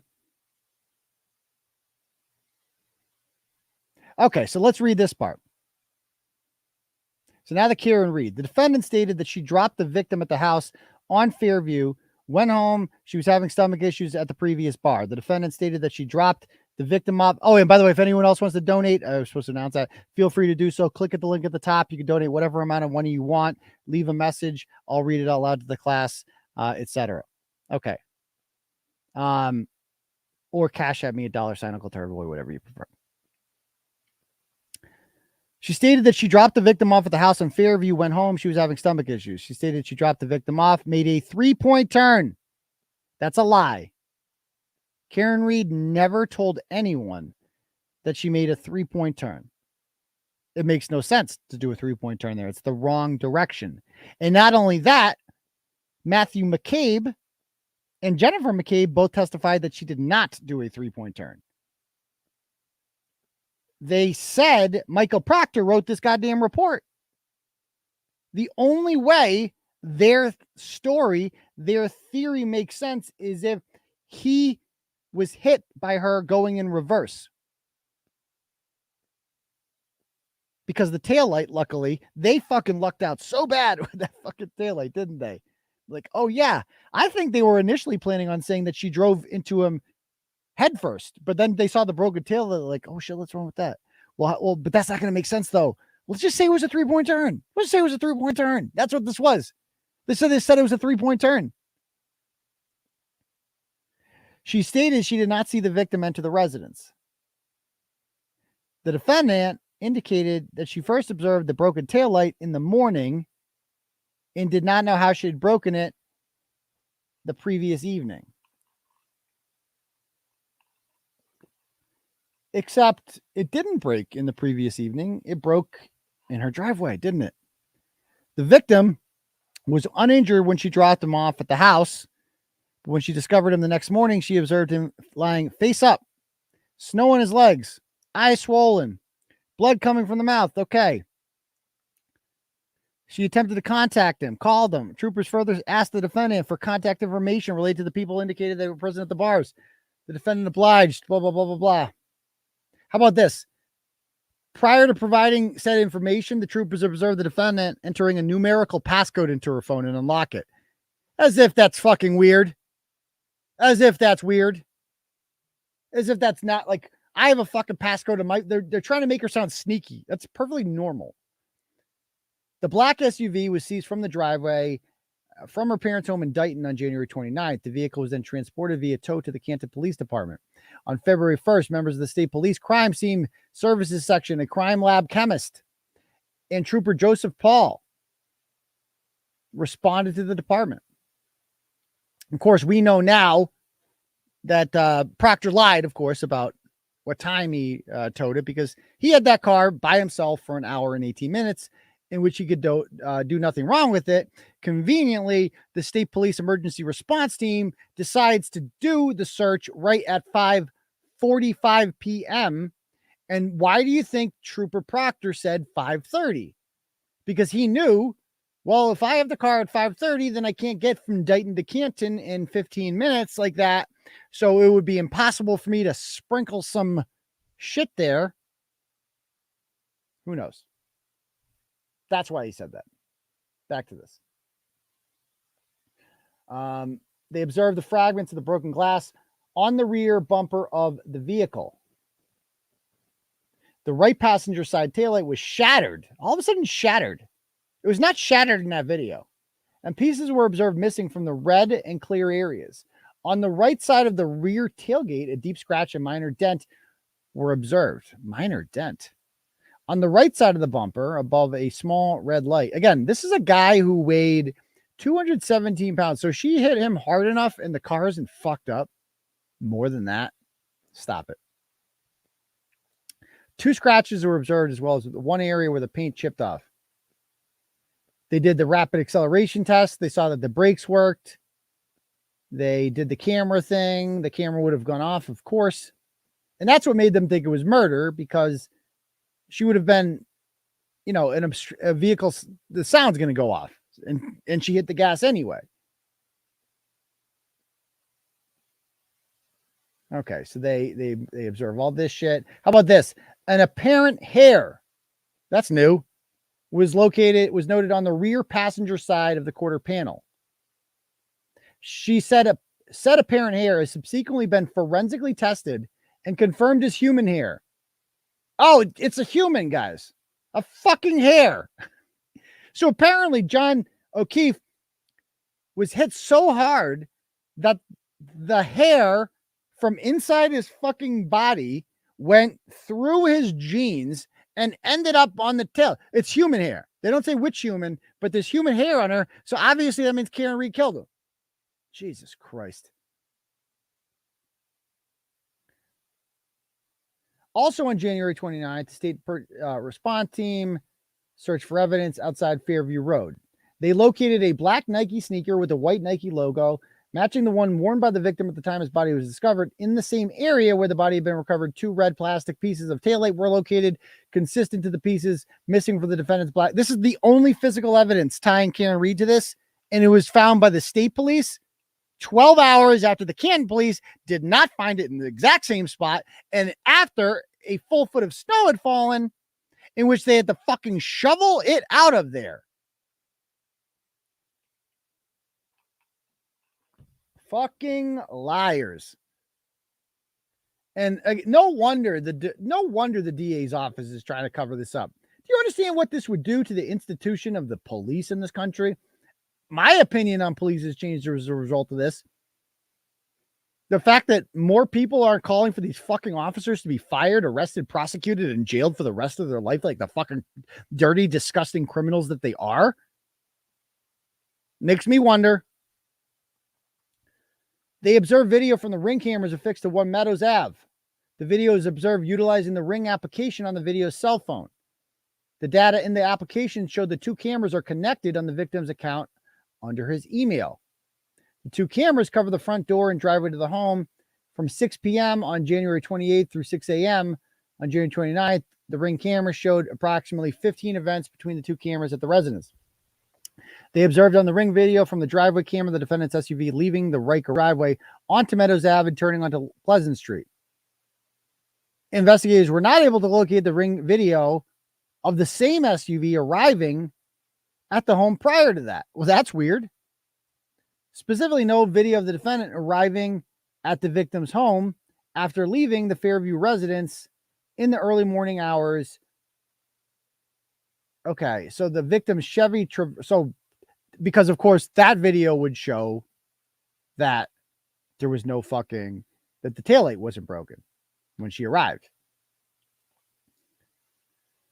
The victim's Chevy Traverse was parked in the right corner of the driveway as the defendant's SUV exited from the garage, coming close to the victim's SUV. As the defendant's vehicle exits the driveway, the troopers observed the right passenger side taillight to be broken. Let's go watch this. Let's go watch the video. We got the video too. Let's share it up.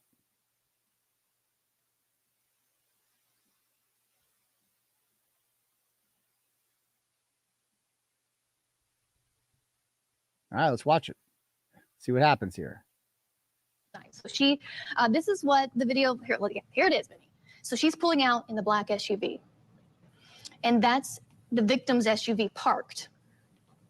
And the defense says that she makes contact, hits the victim's SUV right there, damaging that back right passenger side tail light. And they also claim She definitely hit it. She definitely hit it.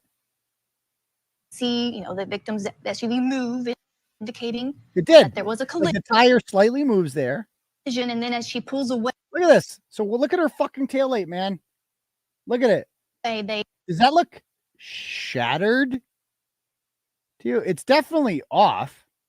It looks like, so it barely hit it. So like it could break easily the exterior of the taillight, but the bulbs aren't going to go out.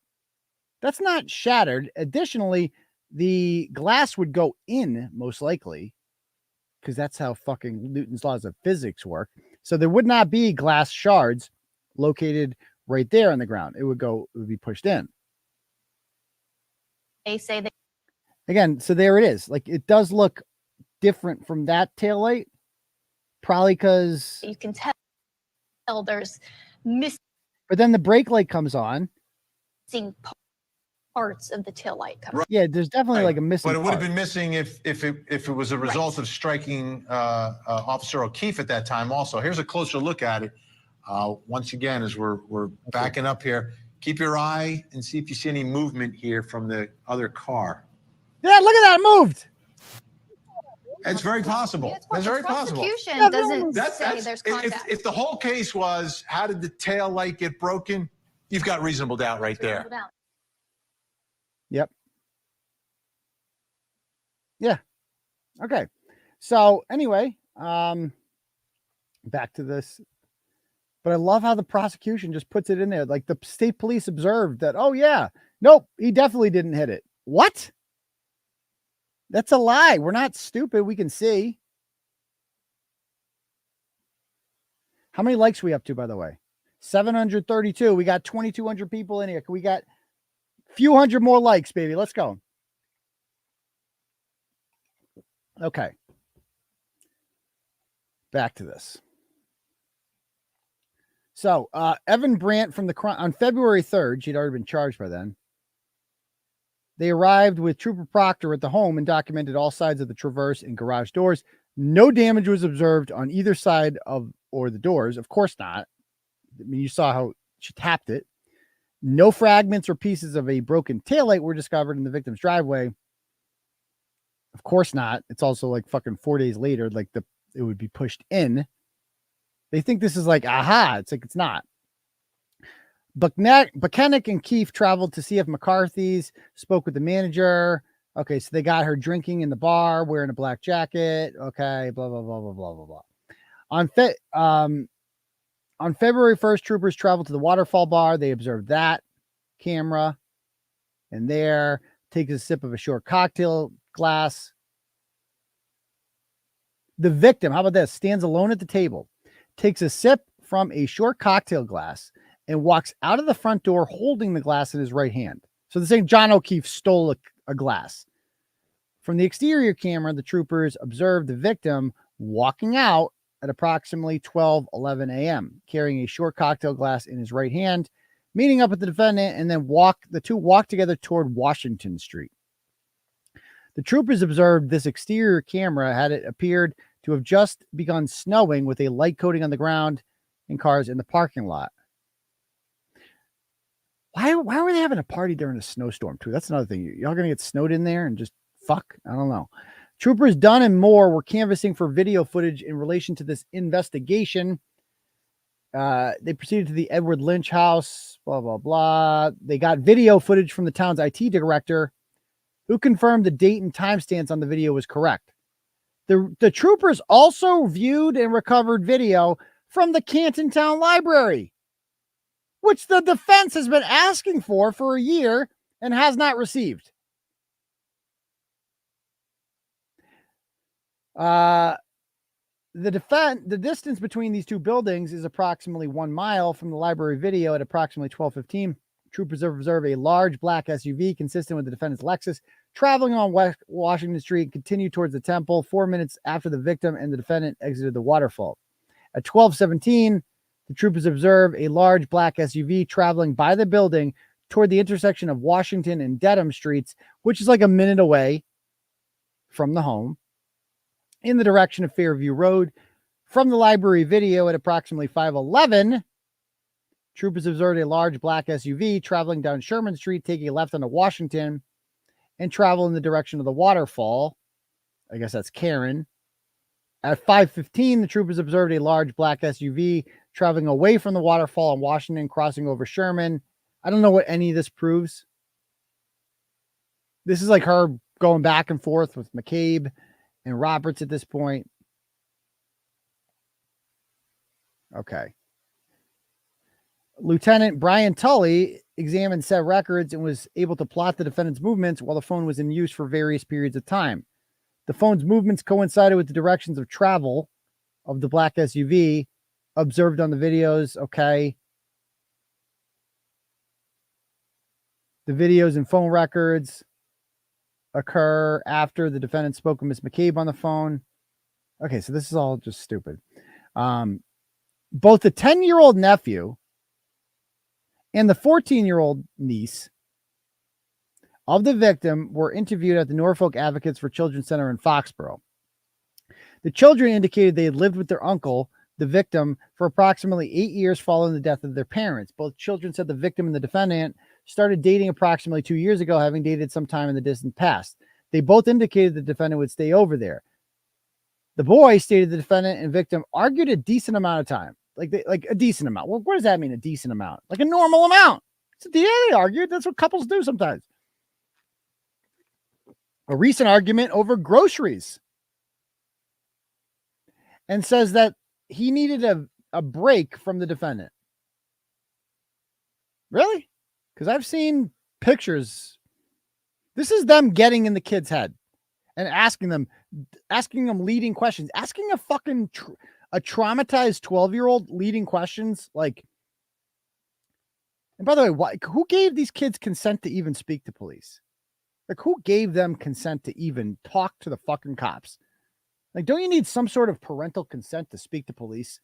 Why are police interviewing a fucking 10-year-old who just lost his caregiver and has already lost both of his parents? They're like, yeah, come here, 10-year-old. We need to ask you some leading questions. Like, they probably fought a lot, right? Do you see them fight a lot? What was the most recent fight they had? Tell us about all the negative things about their life, and while ignoring all of the positive aspects of them.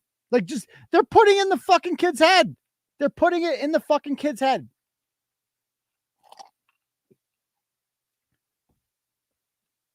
Anyway, back to this. After that particular argument, the victim wanted the defendant to leave their house, but she refused. Okay. PF indicated that he had left the home on January 28th for a sleepover at a friend's house, was not present that night. The defendant did have access to the Ring computer from within the family home. So they're saying like the defendant deleted shit. Is that what they're getting at here? The girl indicated during her interview the defendant and the victim had argued a lot toward the end, 2 or 3 times a week. She further stated approximately a week prior, she was sitting on the stairway inside the home where the victim and the defendant were arguing. She said she heard the victim tell the defendant the relationship had run its course. It isn't healthy. The defendant did not want the relationship to end and refused to leave their house. So it's all crazy Karen Reed here, right? She had gone to bed at 11 o'clock after the... Oh, excuse me. Anyway, that her friend had awoken. She was awoken by Karen Reed at 4:30, screaming and acting frantic.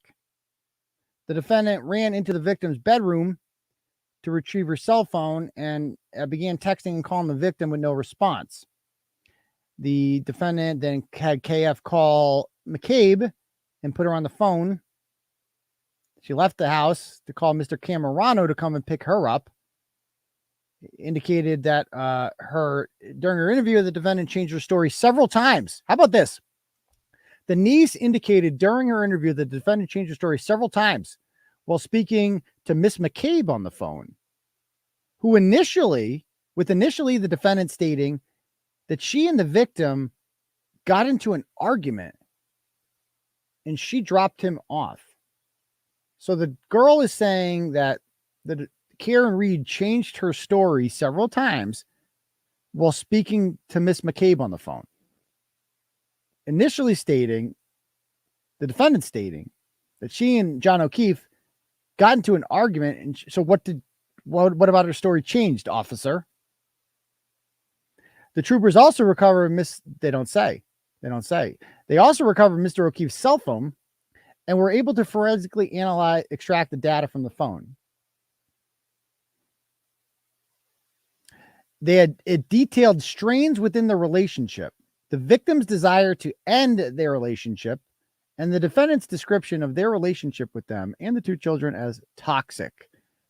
The troopers recovered several voicemails from the victim's phone from the defendant following the time period they were in the residence at 34 Fairview, in which the defendant screamed to the victim that she ate him. So you got that? You got that? The woman who just intentionally killed him is like, you know what I'm going to do? I'm going to give him a motive. I'm going to leave a voicemail in which I say that I fucking hate you. Take that, motherfucker. That's what I'm going to do. No, she's like, John, why did you, like, she thought, like, why are you picking up the phone? Where the fuck are you? How the fuck are you doing this to me? How can you make me worry like this? Oh, the defendant was transported from the scene to the Good Samaritan Medical Center. Blood was drawn. Ethanol results. She was drunk. I mean, her crime was driving drunk. But again, doesn't mean you're a killer. Okay, so now let's talk about the arguments they're making about this and why they're going to oppose the phone. So, first of all, why are you opposing the phone at all? Like, let's just talk about that first, because does the Commonwealth work to defend Brian Albert? Is that your job? No, you work for John O'Keefe. You work for the family of John O'Keefe. You were there to get John O'Keefe justice. It is not your job to protect Brian Albert in any way, shape, or form. But they do. It's like, also, perhaps there's things on Brian Albert's phone that could implicate Karen Reed. Maybe, I mean, if she's such a horrible person, maybe there's some on there. If there's nothing to hide, let's see the fucking phone. He died at his fucking house. I feel like that's reasonable.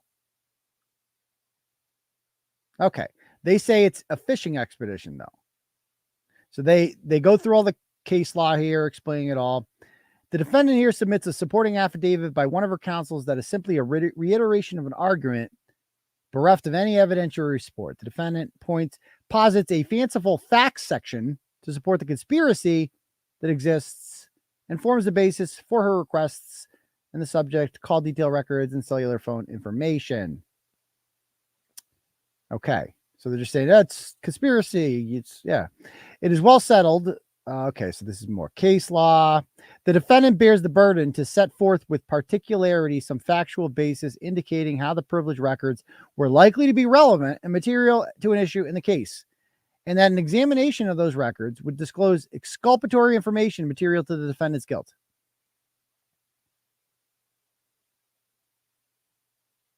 So, the current motion states nothing regarding Mr. Brian Albert, which was not already submitted in the prior motion for a cellular phone, nor offers any relevant statement of new factual support. This motion should similarly be denied because why? Why are you standing up for Brian Albert? That's weird.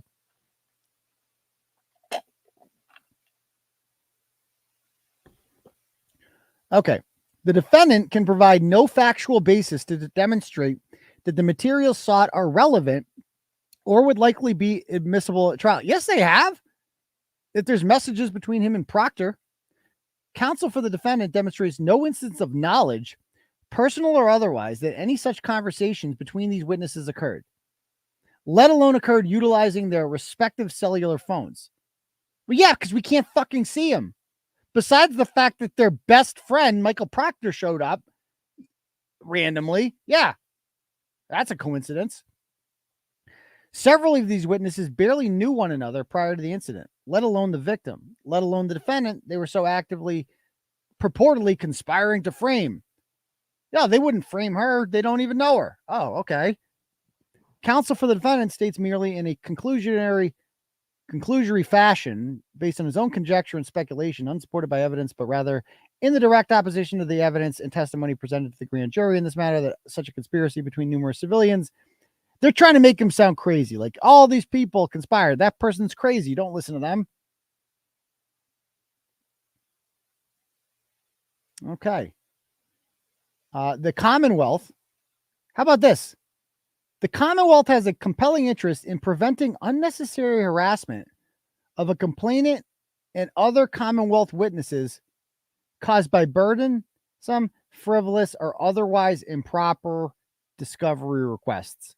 So this is this Commonwealth saying that it is their job to prevent unnecessary harassment of Brian Albert. This is harassment of a nice... Leave Brian Albert alone. Leave Brian Albert alone. It's our job to protect Brian Albert from your harassment of him. That's your fucking job. He's such a good guy. Why can't you just leave Brian Albert alone? A complainant or witness should be forced neither to retain counsel nor to appear before a court in order to challenge, on the basis of a partial view of the case, potentially impermissible examination of a press. So basically, like, it's, dude, he'll have to pay for a lawyer. That's not fair to Brian Albert. He'll have to pay for a lawyer. That's not fair. Leave Brian Albert alone. You're so mean to Brian Albert.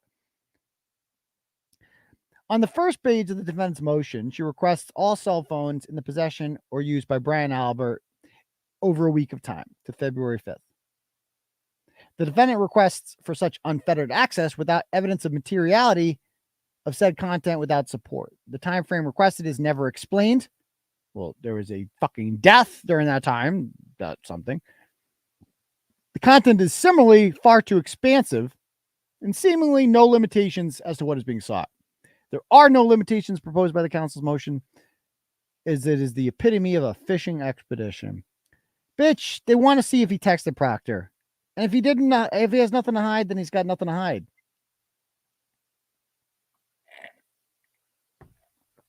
Rule 17 contains a means and process by which a party may request summons for witnesses for the production of documents. The defendant filed a motion accompanied by an affidavit of counsel bereft of any reference, blah, blah, blah, blah, blah. So basically, like, you haven't said what's relevant in those phones. That's all this is. It has private cell phones contain privacies of life. They must obtain a narrow, particularly. Oh, there might be dick pics in there. You might see Brian. You know, there's a lot of dick pics in this phone. Let's be. You know, there's a lot of dick pics in there. The case is not, as counsel states, hinged solely upon the testimony of Ms. McCabe. The statements and testimony of other witnesses, blah, blah, blah, blah, blah. The predominant amount of statements made by the defendant to this witness were made by the defendant in the presence of additional witnesses, which is conspicuously absent. Ooh, Kerry Roberts. Counsel states that the defendant has always maintained the story of leaving Mr. O'Keefe's at the Fairview residence and calling him repeatedly to ensure that he was safely home. She did. The defendant stated a lot of things to a lot of witnesses and the troopers in her interview with them. However, this version of the defendant is consistently maintained is one of first impression. The defendant seems to suggest that the body of Mr. O'Keefe was discovered that morning by the defendant and Miss McCabe. However, Miss Roberts was with them, but remains absent from the counsel's recitation of the facts, probably because she didn't Google how long to die in cold. And she also wasn't in the house.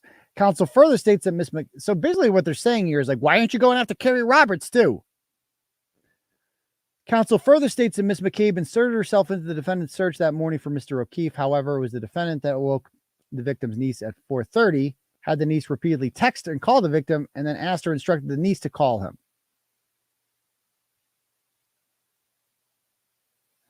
Miss McCabe, I mean, why are you simping for Miss McCabe?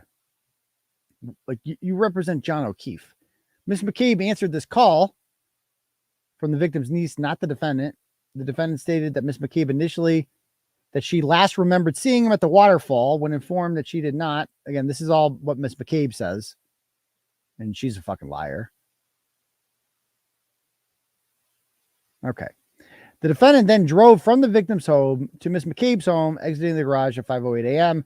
per the victim's Ring camera footage. Said Ring camera footage, however, does not contain any video of the defendant's arrival to the victim's home after she left the Fairview residence.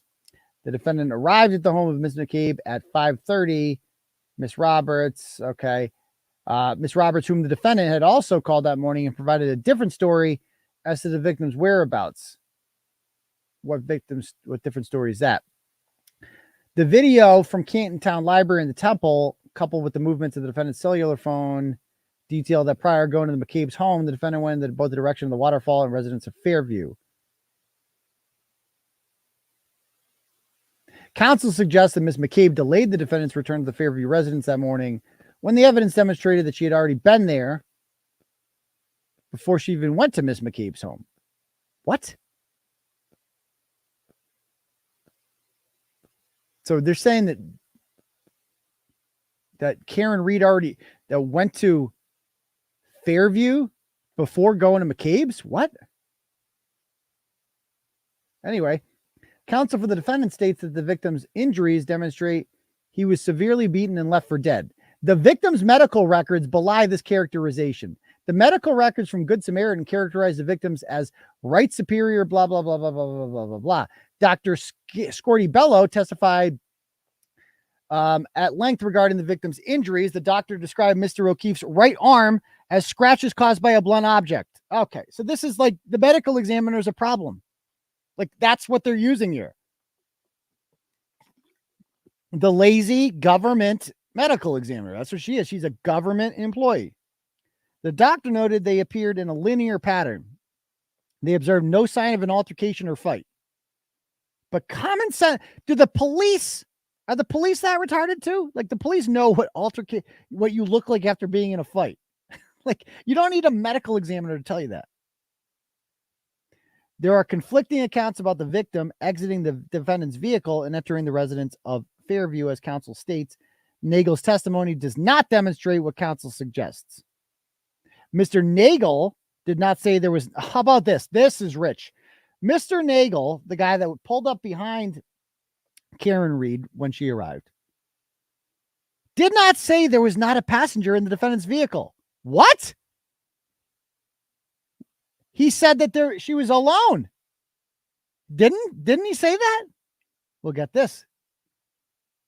He stated merely that as he drove past the vehicle, he only saw the female operator. Oh, so maybe John O'Keefe was giving her roadhead. That's what they're fucking saying, is it not? Is this not insane? Is this not insane? Because remember, Ryan Nagel said he did not see John O'Keefe in the car. He did not see John O'Keefe on the ground. So where the fuck was John O'Keefe? He also got there at the same fucking time.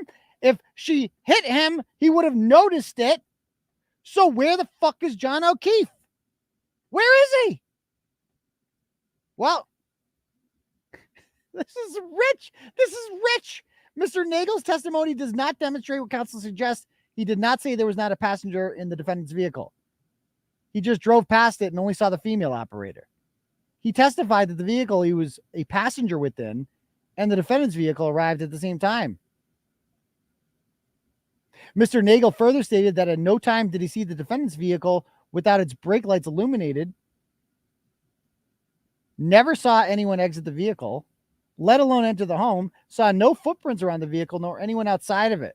So where the fuck was John O'Keefe? What? Where the fuck was John O'Keefe? This is insane. They're admitting that he saw shit.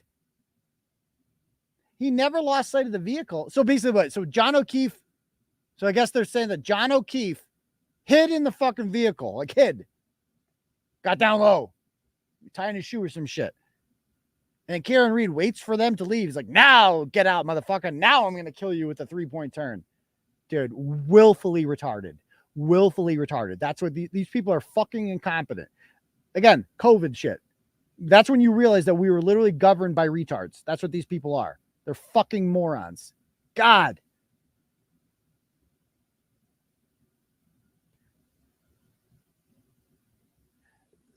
They point to evince that neither the victim nor anyone else had yet exited the defendant's vehicle while Mr. Nagel was in front of the house. So they're saying John O'Keefe was in the fucking car. That's what they're saying. John O'Keefe was in the goddamn car. That's what they're fucking saying. That he didn't see him because reasons. All parties within the residence are consistent in that they never observed anyone exit the vehicle or come into the residence. The defendant is still present in her vehicle in front of the residence when Mr. Nagel leaves, Therefore, he cannot account for everything the defendant did in front of the home. Oh, so she killed him afterwards. Knocked him 12 feet away. The defendant states that Miss McCabe stated to Trooper Proctor, while they were searching for Mr. O'Keefe, she repeatedly said, "Could I have hit him? Did I hit him?" The defendant also repeated these statements when the body, blah, blah, blah. Okay, we've been over that. Counsel states that Miss McCabe falsely tells Trooper Proctor that the defendant had been screaming to pull over because she saw the victim's body was actually visible. Ms. Roberts stated that, okay. Counsel also refers to Trooper Proctor as how about this? This is the thing I did the blog on today. Counsel also refers to Trooper Proctor as a close family friend of both the McCabe's and the Alberts. He is not. He is not a close family friend. The photograph that counsel attached to this motion and several preceding motions said to depict the trooper with one of McCabe's children is simply not accurate. The McCabe's have 4 daughters. The juvenile female depicted is not one of them. Oh, okay.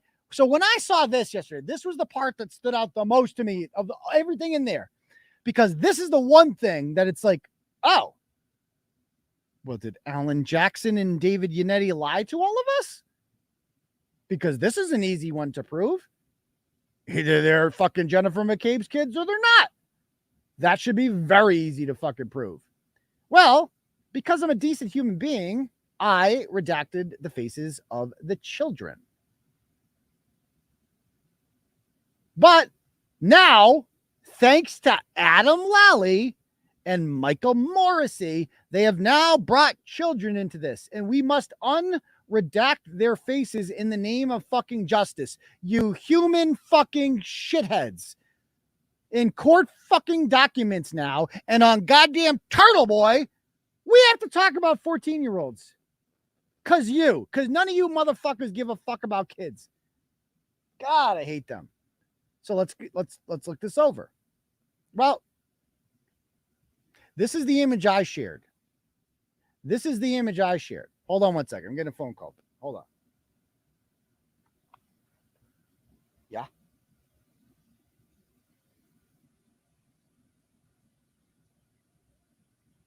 What'd you say? Oh, you did. Can I share it? Oh, okay. I'm live right now, you know. Oh, you didn't know that? Okay, bye. Okay. Anyway, I got more evidence sent to me that I can't share. Okay, so we'll talk about that later. Anyway, yeah, talk about exactly reasonable doubt. So this is the picture I shared that came from Facebook. So now we got to go ahead and unredact them because they're saying actually these girls are not Jennifer McCabe's kids. So there is the unredacted picture. And this girl is not Jennifer McCabe's kid. This is his niece. This is his sister's daughter. These two are. Those two are. That is Olivia and Madison McCabe. Again, don't want to bring fucking kids into this. The state made this happen. They made us do this. They're going to make the prosecution do this.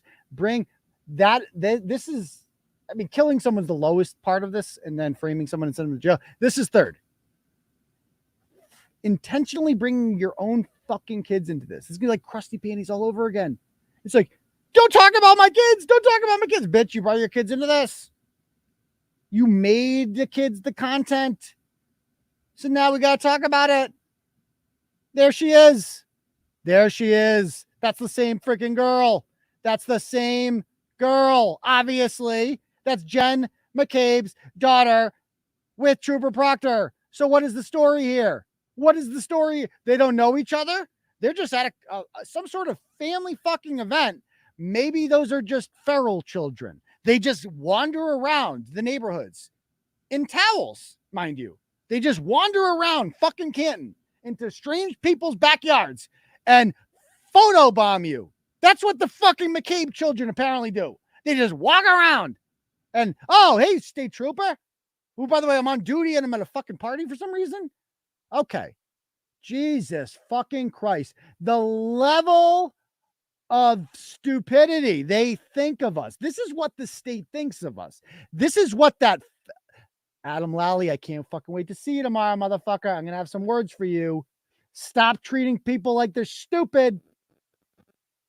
You're a fucking joke and a disgrace, Adam Lally and Michael Morrissey. If you had any decency, you would resign in disgrace and fucking go set pins at the goddamn bowling alley or work for the chicken parm bitch for the rest of your life, because that's all you're good for.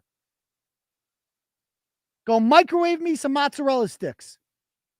Oh. So again, there they are. Here they are now. That's them. Yep. Good job. And by the way, look at Jennifer McCabe. Dude, I mean, dude, look at that bitch. That bitch is pure evil. This guy, 𝗥𝗏𝗴 McGee over here. Poor guy. 4 girls. 4 girls. That's interesting. Okay. And by the way, here's another picture of Proctor's sister. Oh, there's Pizza Bitch. There's Chicken Parm Boy. Chicken Parm Charlie. And I think that's a McCabe girl right there. Don't quote me. Here's Colin Albert growing up. They barely know each other. The Proctors barely know these people. They barely fucking know them. Oh, except they're in the fucking wedding. Yeah. Yeah, there's Proctor and there's Colin Albert. Fucking weird. They barely know each other, though. They barely know each other. And one of these people got knocked up by Tim Albert, which seems unwise. Wouldn't recommend that. So back to this. This is how stupid they think you are. How stupid they think you are. They described the precipitation as minimal at June by 6:04 a.m.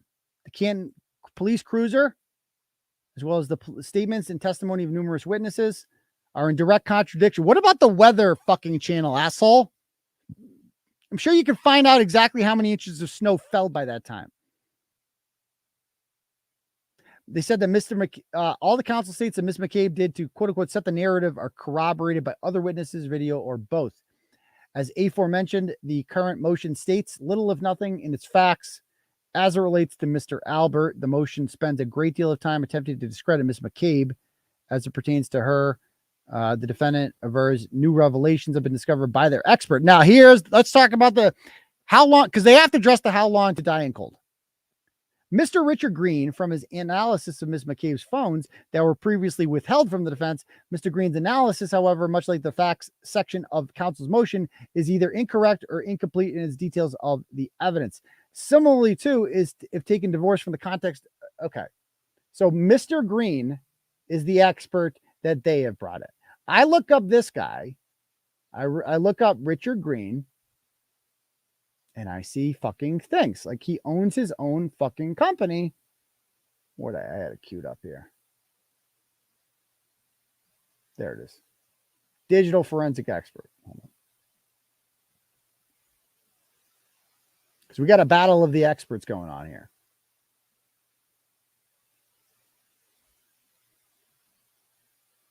Digital forensic expert. He owns a fucking company. And this is what he does for a living. He's in Florida. So they searched the country and they got a solid digital forensic expert named Richard Green. Okay. And again, we'll come back to his thing in a moment. So he's legit, this guy. And it's their only hope here is to discredit this gentleman. That's what they're going to try to do. So, what do we have here? The Commonwealth, if taken divorced from the context, it can be easily misconstrued. The Commonwealth did not withhold the information from the defense. When the defense requested the raw extracted data, the Commonwealth was timely provided, except for how long to die in snow. That was not. As detailed in Trooper Nicholas Guarino's report, the Commonwealth ran Miss McCabe's phone through Celebrate UFED reader. So a machine, a fucking machine. The defense expert used the physical analyzer, a newer updated version of the software utilized to download said material. The purportedly incriminating search in question does not appear in the downloaded material using the earlier version of the software and therefore was not in the earlier extraction. So, you know, they didn't hide the how long to die in cold Google search. It just didn't appear. because 𝗟𝗏 didn't get it. The machine didn't get it. The updated version was not in existence at the time of the trooper's initial download. This does show a search. However, the Google search, how long to die in cold, did not occur at 12:27. So it just didn't fucking occur. It didn't occur. Because they said so. That's their defense. It didn't occur because we said so. The file was parsed from write-ahead log file. A WAL file is a file, again, nerd words here. A SQLite database creates to temporarily store data prior to being written into the database. WAL files can contain multiple copies of the same page, each within different data records. An iPhone user would not be able to access WAL file through the phone to purportedly delete entries placed there, as counsel purports Ms. McCabe did here. In addition to the exact time, how about this? There is a search located in the Knowledge C database hyperlink ozonbasketball.com. This timestamp is the last interaction of the Safari tab in the phone to search for ozone basketball, and not a search for how long to die in cold.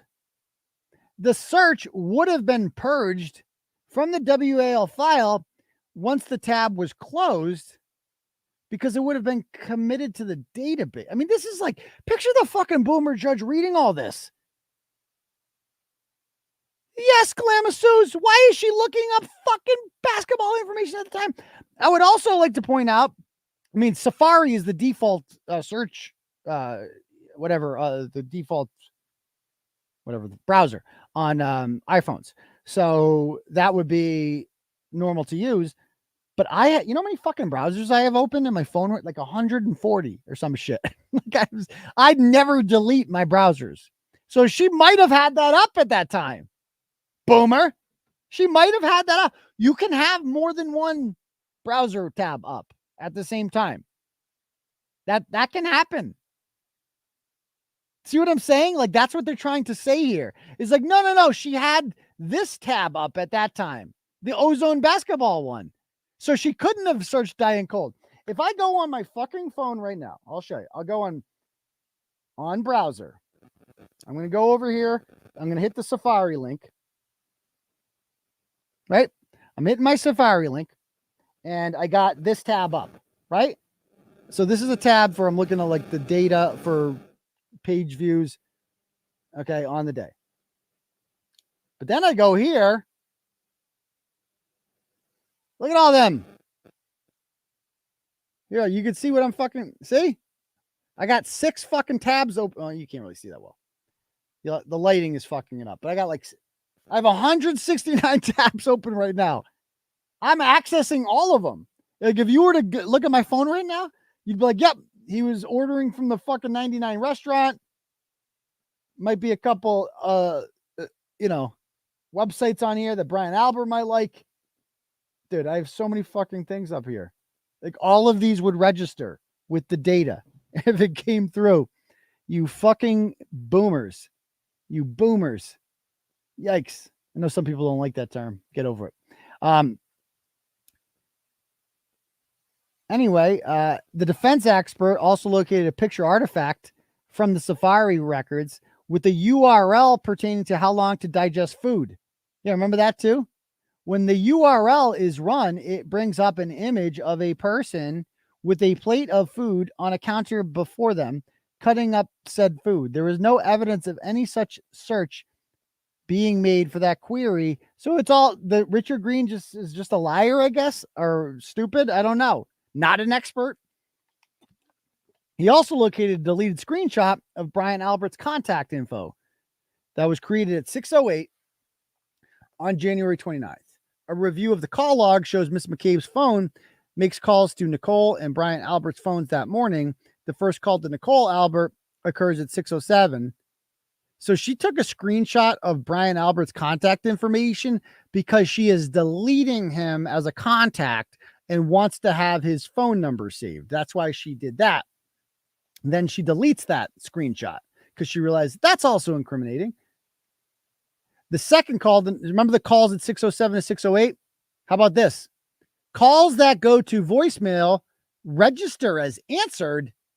Is that true? So how do you explain the unanswered ones? I don't get that. You call someone's phone, it always goes to voicemail if they don't answer.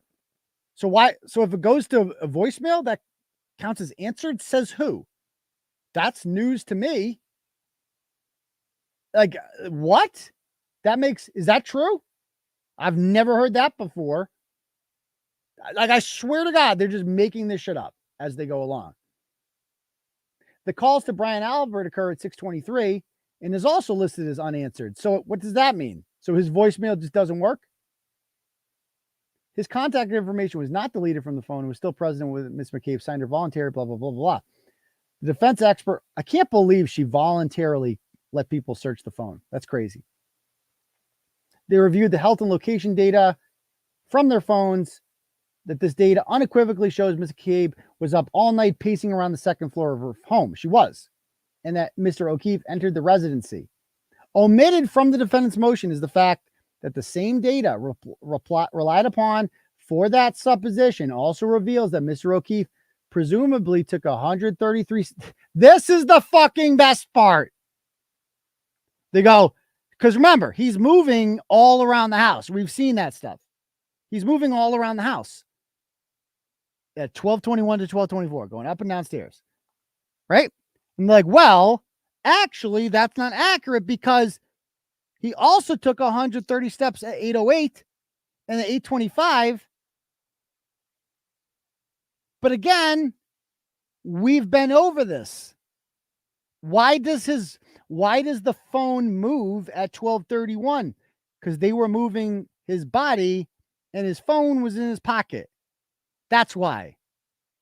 And so the phone does not move from 12:31 until 6:04 because that's when they get there. And then it moves a bunch. The phone moves all day after that. Why? Oh, right. Because his body's moving. You fucking retards. Oh, my God. Oh, my God. Oh, they're so stupid. I mean, this is what you get. These aren't lawyers. These are government lawyers. Like, if you work, anyone that's working for the prosecution's office for too long isn't a good lawyer because you have no interest in making real money. You're a state worker. You went to law school to earn 90 grand a year. And meanwhile, people are working in private criminal defense making millions. And you're, living in Randolph. Okay. That's your life. Okay.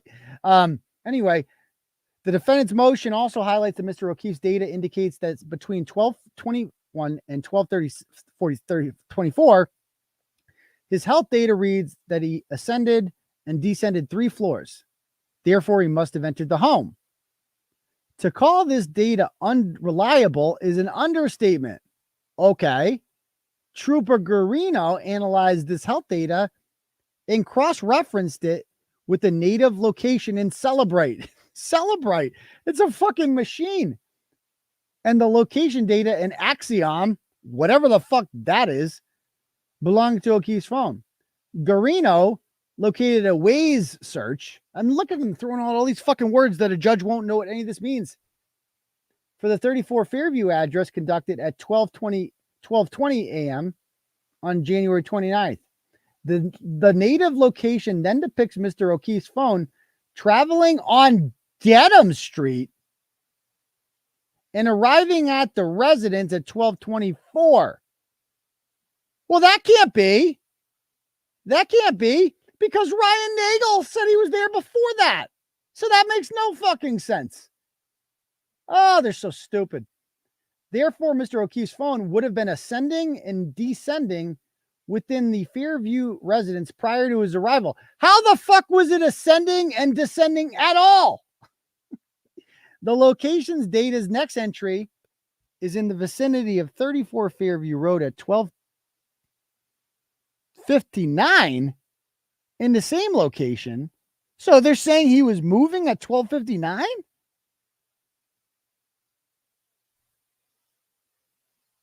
Dude, bottom line here is what we have here is two competing things.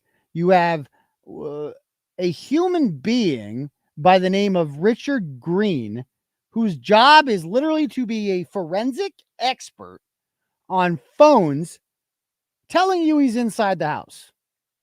And the Commonwealth's like, well, we got machines. We got 𝗟𝗏𝗏, whatever the fuck that is. We have 𝗏𝗏s, and we have 𝗏, and we have all these other acronyms. And those sound official, don't they? This is what they want you to believe. Look at all these acronyms we got. Well, they have a guy named Richard Green, and I trust him a fuck of a lot more than whatever the fuck this pseudoscience is that you're talking about. Exactly, Lisa. That is the whole point. They want to confuse you. They want to confuse the judge. That's all this is. All this is.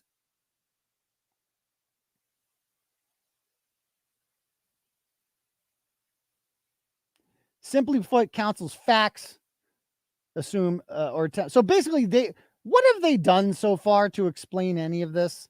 Like, what did they do? So basically, like, how did they explain away the 1227? So they explained away the 227 Google search by saying, no, that's a mistake. She was looking at basketball shit at that time. They explain away the ascending and descending stairs. I don't know how. It's the 𝗏𝗏s, 𝗟𝗏𝗏𝗏, something. I don't know what the fuck any of this means. Dude, this is the most bootleg, incompetent. I would be embarrassed to put my name on it, but these retards clearly are not. And then there's the dog shit, which is basically the same. I'll bring that one up real quick. Like, why would you be opposed to animal control? Looking at any of this.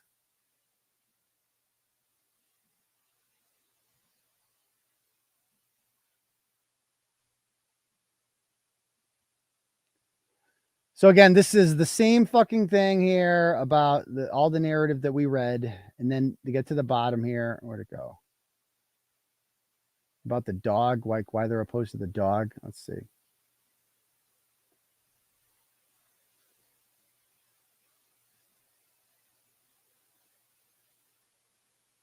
Oh, so basically, yeah. So basically they're opposed to the dog. I'll just sum it up. They're opposed to the dog thing because they're saying that it's a fishing expedition. The dog is a fishing expedition because the medical examiner said it's blunt force. It's blunt force. Some blunt object caused all those lacerations. Okay. Sure it did. She's an expert. She's a hyphenated last name. She believed in 15 days to stop the spread. She's a fucking expert now. So let me read some more turtle chats here. We have Maureen sends 25. It says, make the Google search shirts. I'll take 20 and we will line the street. Dude, we got to get our design team on this. I need an image of I'll show you let's do it. I want to show you what the search shirt look like. Google. This is what I want the shirt to look like. We need shirts of these ASAP.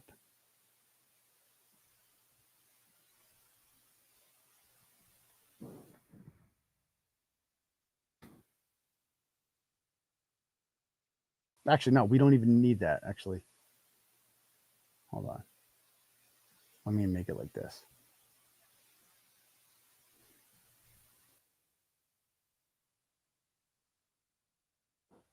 I just want it to look like this.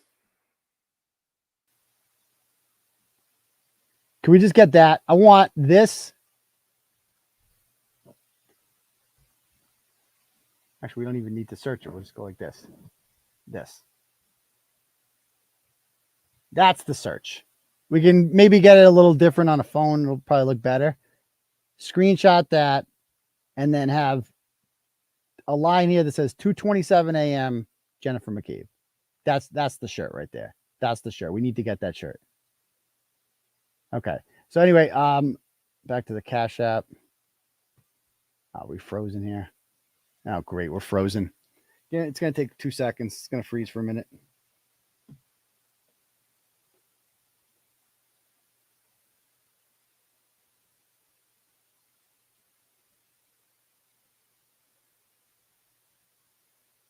Oh, so yeah, people were messaging me. I guess they were making the point that they believe that Karen Reed drove by Fairview Ave and the bar before she went to McCabe's house. For what purpose? Okay, Maureen. So thank you, Maureen, for the 25 there. We also have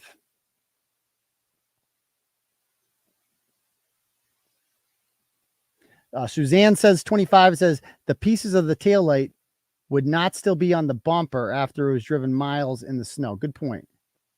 Good point. $10 from R says, thank you for your hard work. I hope this helps to get justice for Karen. Also, medical examiner may not have participated, but she should be fired for the abrasions BS. Totally agree with that one. I think she's just incompetent. T-Bone since 25 says, would you bet your career that frame was reaped? Oh, dude, I would bet my firstborn child. And the second one, too. I'll bet them both. How about that? I like the second one, but like, I'll bet them both. I'm that confident. And I really like my kids. So that's like, you know, shows you how confident I am in that. I'd prefer to hold on to them. I would. So, man, we got to 2.4 thousand tonight. Sweet. Dope. Okay. So do we have here any more cash apps? Shannon Sr. sends $10, says thank you for dedication to seeking the truth. I appreciate that, Shannon. 7-pounder sends $10, says for 5 miles an hour, I survived that speed. Bullshit. I mean, who wouldn't? How are you gonna die 5 miles an hour? Come on. Anyway, so people are, let me see the comments. People are asking about 𝗏𝗏𝗆. Dude, I have so many more stories I'm trying to get to. I just don't have the fucking time. I'm like full on Canton because it's all anyone's talking about. Everywhere I go, people are like, dude, I can't believe the Canton shit. At the gym today, multiple people came to Canton, dude. Canton. How can I not dedicate myself to this story? Like, I have no time for other stories, and that's fine. Eventually I'll get it. It sucks it happened during Ratchet Madness. That's the real tragedy.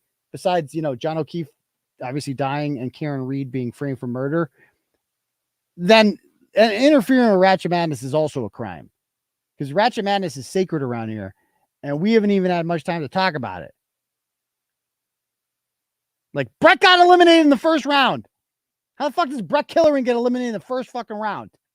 Wasn't even close. Tanya Fernandez-Anderson smoked him. He can't even win that. Rashana Buckley's eliminated. Anyway. Panda Kate, yeah. I don't know if you guys saw the tweet about that, about Panda Kate there.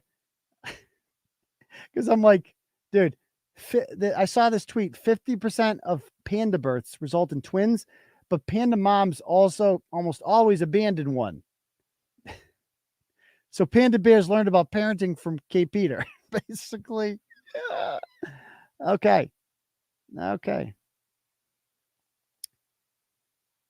Anyway, does anyone else have any other questions they want to talk about before we call it a night and I get ready for court tomorrow? I cannot wait for court tomorrow. I'm so glad it finally doesn't involve me. That's different. She is. Exactly. I'm not even like, most of you probably don't even know who the fuck she is, and that's great. That's great.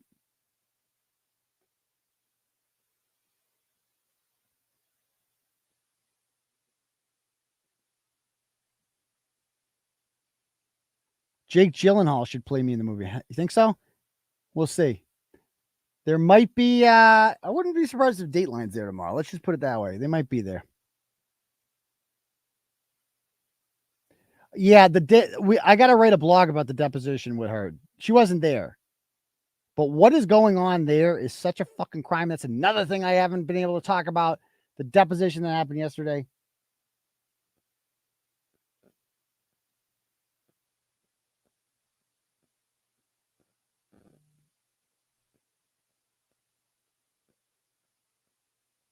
Who's coming to court tomorrow? Anyone coming to court tomorrow? Anyone going to be there? Do you know? I did not know Bill Burr was born. That's interesting. In Canton. So there's no show tomorrow night. So, but I'll definitely be doing impromptu lives for sure.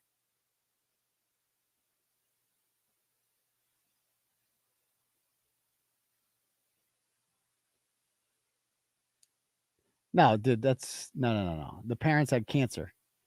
And the other one had a heart attack. He was a big man, the father. But it was also over 10 years ago too. So they're opposing the dog because the same reason they're opposing the phone. They say it's a fishing expedition. That this is all. Like, why should they go? Why should they do that? Like, basically, you shouldn't. You don't have a right to just ask for all this shit if you don't have evidence that you're going to get something out of that, and that they have provided no evidence of that because they said that the abrasions that were on his arm weren't cuts, they were abrasions. Therefore, this is a fishing expedition because there's no evidence whatsoever that a dog did this to him. And they're saying that with a straight face. Court, if you call the court, they will give you the Zoom code. So you could probably call and get, I'm not giving out the Zoom code. But because honestly, too many people act stupid on Zoom, and like there's always one asshole who embarrasses us all. So I'm not doing it. You can get the Zoom code on your own. Dude, the turtle shit, yes. There was a fucking issue with the syncing. There was a bunch of orders after March 16th that I have to now manually fucking send myself. I'm going to take care of that. I promise. I promise. I don't take days off ever. It sucks. I need a vacation. I need like a helper or just, I don't know. Yeah, I don't want to talk about the Celtics. They fucking blew it. It was depressing watching the Florida Panthers play the Maple Leafs today. Like it came on. I'm like, dude, you have to dude.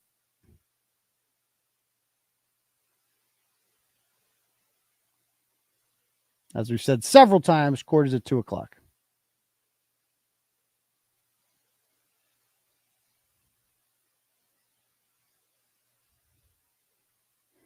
I do get a lot of Sean Penn things, like 𝗵𝗂𝗄𝗄 particularly.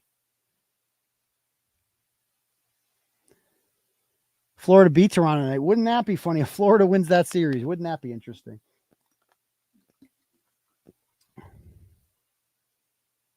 That's why hockey, I think it's stupid. I know a lot of people like that's the best part about hockey is that like you never know who's going to win. It's like I kind of want to know a little bit who's going to win. Like the best teams, like I feel like the 8th best team has only a slightly less of a chance of winning than the first best team. Like how many of the first round series were ended in 4 or 5 games? There were no sweeps, right? No sweeps. And were any of them in 5? I think the Vegas series was in 5 and all of the rest were 6 or 7, right? Like it's the first round. There should be sweeps. There should be like it should be over in 5. Like it's the first fucking round. It's getting rid of the weakest teams. But the difference between the first and the 8th best team in hockey is minimal. Whereas in basketball and football, that's why NBA and NFL are cool. Like the Eagles played the Chiefs in the Super Bowl this year. And there was like 5 or 6 teams that maybe could have made it. But the Dolphins weren't making it. Everyone knew that. The Vikings weren't making it. Everyone knew that. They were just in it to lose in the first round, and that's the beauty of it. Like they had no shot at winning. That's a good thing. Like when it got to the Final Four this year, everyone knew UConn was going to win because San Diego State ain't winning the national championship. Obviously, that's not going to happen. Whereas in hockey, anyone can fucking win. Like any team can win, and I don't like that. I don't like that. It makes the regular season pointless, and not the best team did not win. And the Florida Panthers might beat the fucking Leafs, who are probably the best team remaining right now. But they're not like, there's just too much of an element of luck to hockey. Same with baseball. The best team does not always win in baseball. That's why I like NBA and NHL. Now you might disagree. You might like a sport where anyone can win and find that aspect interesting. I don't like that. I like my sport. I like it when the best teams win. I like it when the best teams at least compete. Like if the Bruins made it to the East, like if the Bruins lost to the Maple Leafs, I would not have that big of a deal because I think the Maple Leafs are probably the 2nd best team in hockey. Or if they had maybe gone to 7 with the Rangers or the Devils or the Hurricanes, whoever came out of that, or they make it to the conference final, they make it to the Stanley Cup finals and they lose fucking again to, I don't know, insert team here, Vegas, Edmonton. Like that would be an interesting one. Bruins versus Edmonton. And Connor McDavid, it's like, so, but it's like, dude, we lost to the Panthers. This is stupid. This is so fucking stupid. Stop it. All right, anyone else? Was it a setup just to see what happened? That's the only question I do have, is whether or not this was planned. I think even her defense attorneys disagree on that, but I could be wrong. Could you do a public records request for the animal control files? I might have to. And you know what else I want to get the public records of? Michael Proctor's body cam. I want Michael Proctor's body cam. That's what I'd like to see, because they have them. Yeah, I mean, it does seem like somewhat of a setup, because it did happen so quickly, man. And you know what? Like, they were adamant about inviting her over there. Like, why do they want John O'Keefe there so badly? Why? Why did they want him there so badly? Like, what do you care? It's your kid's birthday party.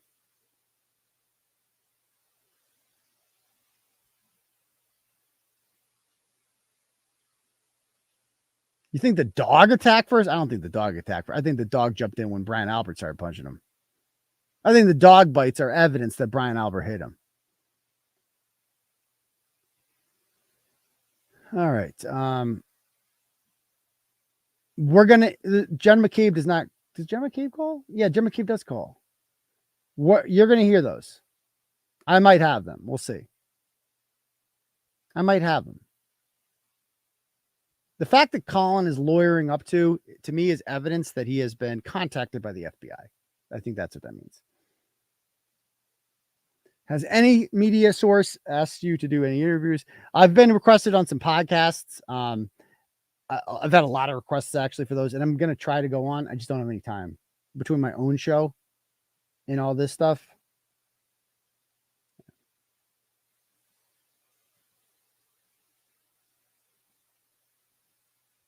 But anyway, guys, we're going to call it a night, because I got a big night tomorrow. Hey, by the way, how many likes do we get up to? We only have 788 likes. Dude, come on, people. We got 1,446 people here.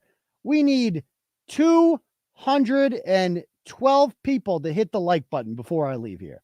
Can we get 212 more people to hit that fucking like button? Do it for Karen Reed. Do it for John O'Keefe. Give us a like. Give us a thumbs up. It literally takes no effort on your part to just hit that thumbs up button, because I guarantee at least 212 of you right now didn't do it yet. So come on, people. What are we waiting for? Let's get that up. What are we up to here? Oh, 895, just like that. 896. Let's go. Come on. Let's get it to 1,000. Come on. Here we go. Let's go. 902. Now we're cooking. Now we're cooking.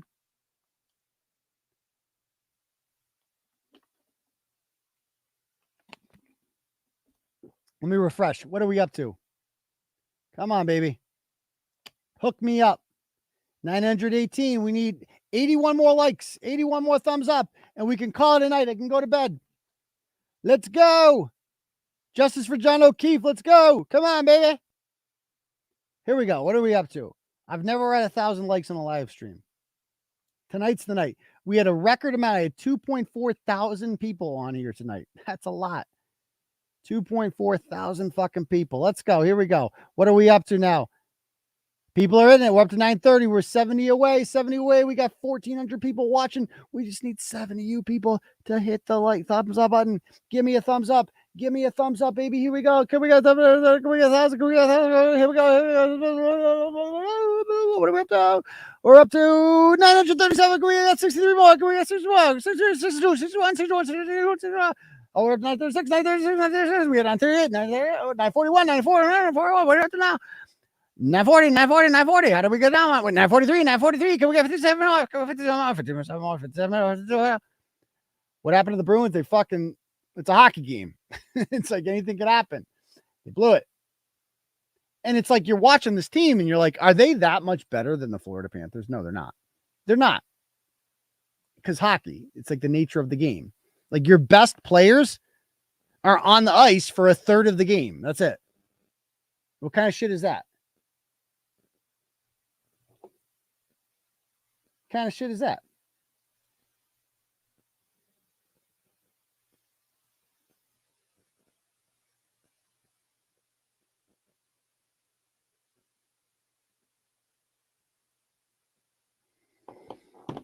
$9.54, $9.54, $9.54. We got $9.56, $9.56, $9.56. We need how many more? 44 more. We need 44 more likes.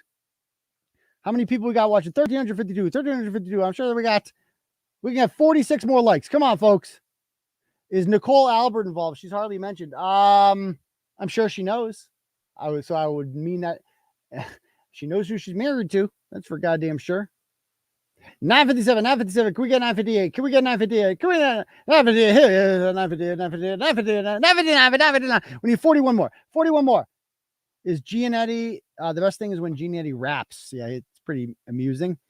Coco Albert. Yeah, come on. You can't all be feds. Mamacita. Okay, what are we up to now? We go down. 960, 960. We need 40 more. 40 more fucking likes, baby. Come on. I will record you in Reddington doing the dance. Yeah, I'm going to ask him to waltz me. Or let's grind. Can we grind? Should I just go through him and start grinding on his ass? I wanted to dance, right? This is how I dance, baby. Okay, are there any Panthers in Florida? No, there are Panthers in Florida. Like, they're fucking scary. No, dead serious. There's Panthers in Florida. How many are we up to now? 961. It's slowing down, folks. How many people we got in here still? 1335. Come on. I know. Come on. I know there's people out there. There's 1335 in here, which means at least 335 of you haven't hit the like button. So hit the fucking like button so I can go to bed. I'm tired. Hook a brother up. Hook a brother up. Oh, let's see. Any more turtle chats? Wow, man.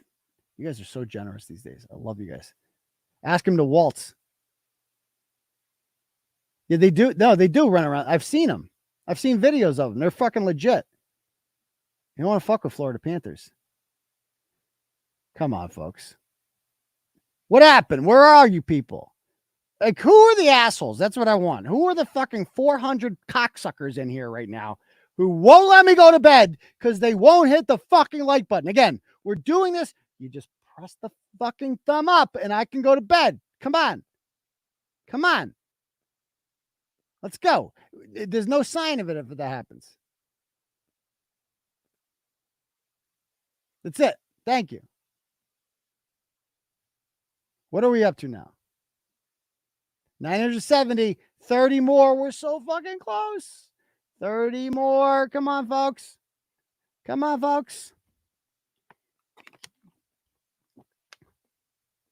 Okay, so, the thumbs up is not in chat. So close out chat. If you're on a phone watching this, hit that close out chat button. Give us a quick thumbs up. Go back to the chat. Come on. Even 𝗏𝗏𝗃𝗃 will hit it. Come on. 975. We're 25 away. We're 25 away. Okay, what are we up to now? 976. 24 away. You hit it, Nancy? Let's go. Tina, Benji, Gigi. 7-pounder. I know you hit it, right? 7-pounder. 986. We're 14 away, baby. Here we go. We're getting so close. Yeah, I don't get the thumbs up. It's not like it shows up in, like, you know, you like this shit. I can get that. Will Brian 𝗏𝗏𝗃𝗃 be there? I don't fucking know. I don't give a shit about that guy. That guy's nobody. 991. We're 9 away. We're so fucking close. We're so close. We're so close. Come on, baby. Come on, baby. I want to go to bed. 9 away. I saw 991. 991. Lauren Lagoon is doing her show right now, isn't she? She's got a different kind of show. The whatever podcast. Oh, we're up to 998. 999. Come on. Come on. Who wants to be the 1,000 thumbs up? Come on, baby. Give me a 997. How'd that go down? It just went down. 998 again? Who is the asshole? Did we get 1,000? I saw somebody say 1,000. I see 998. You guys see 1,000? Okay, there it is. We're up to 1,000. All right, cool. All right, guys. Pay attention tomorrow. Big night. Thank you all for hanging out with me, and we'll see you soon. Peace, Turtle Riders.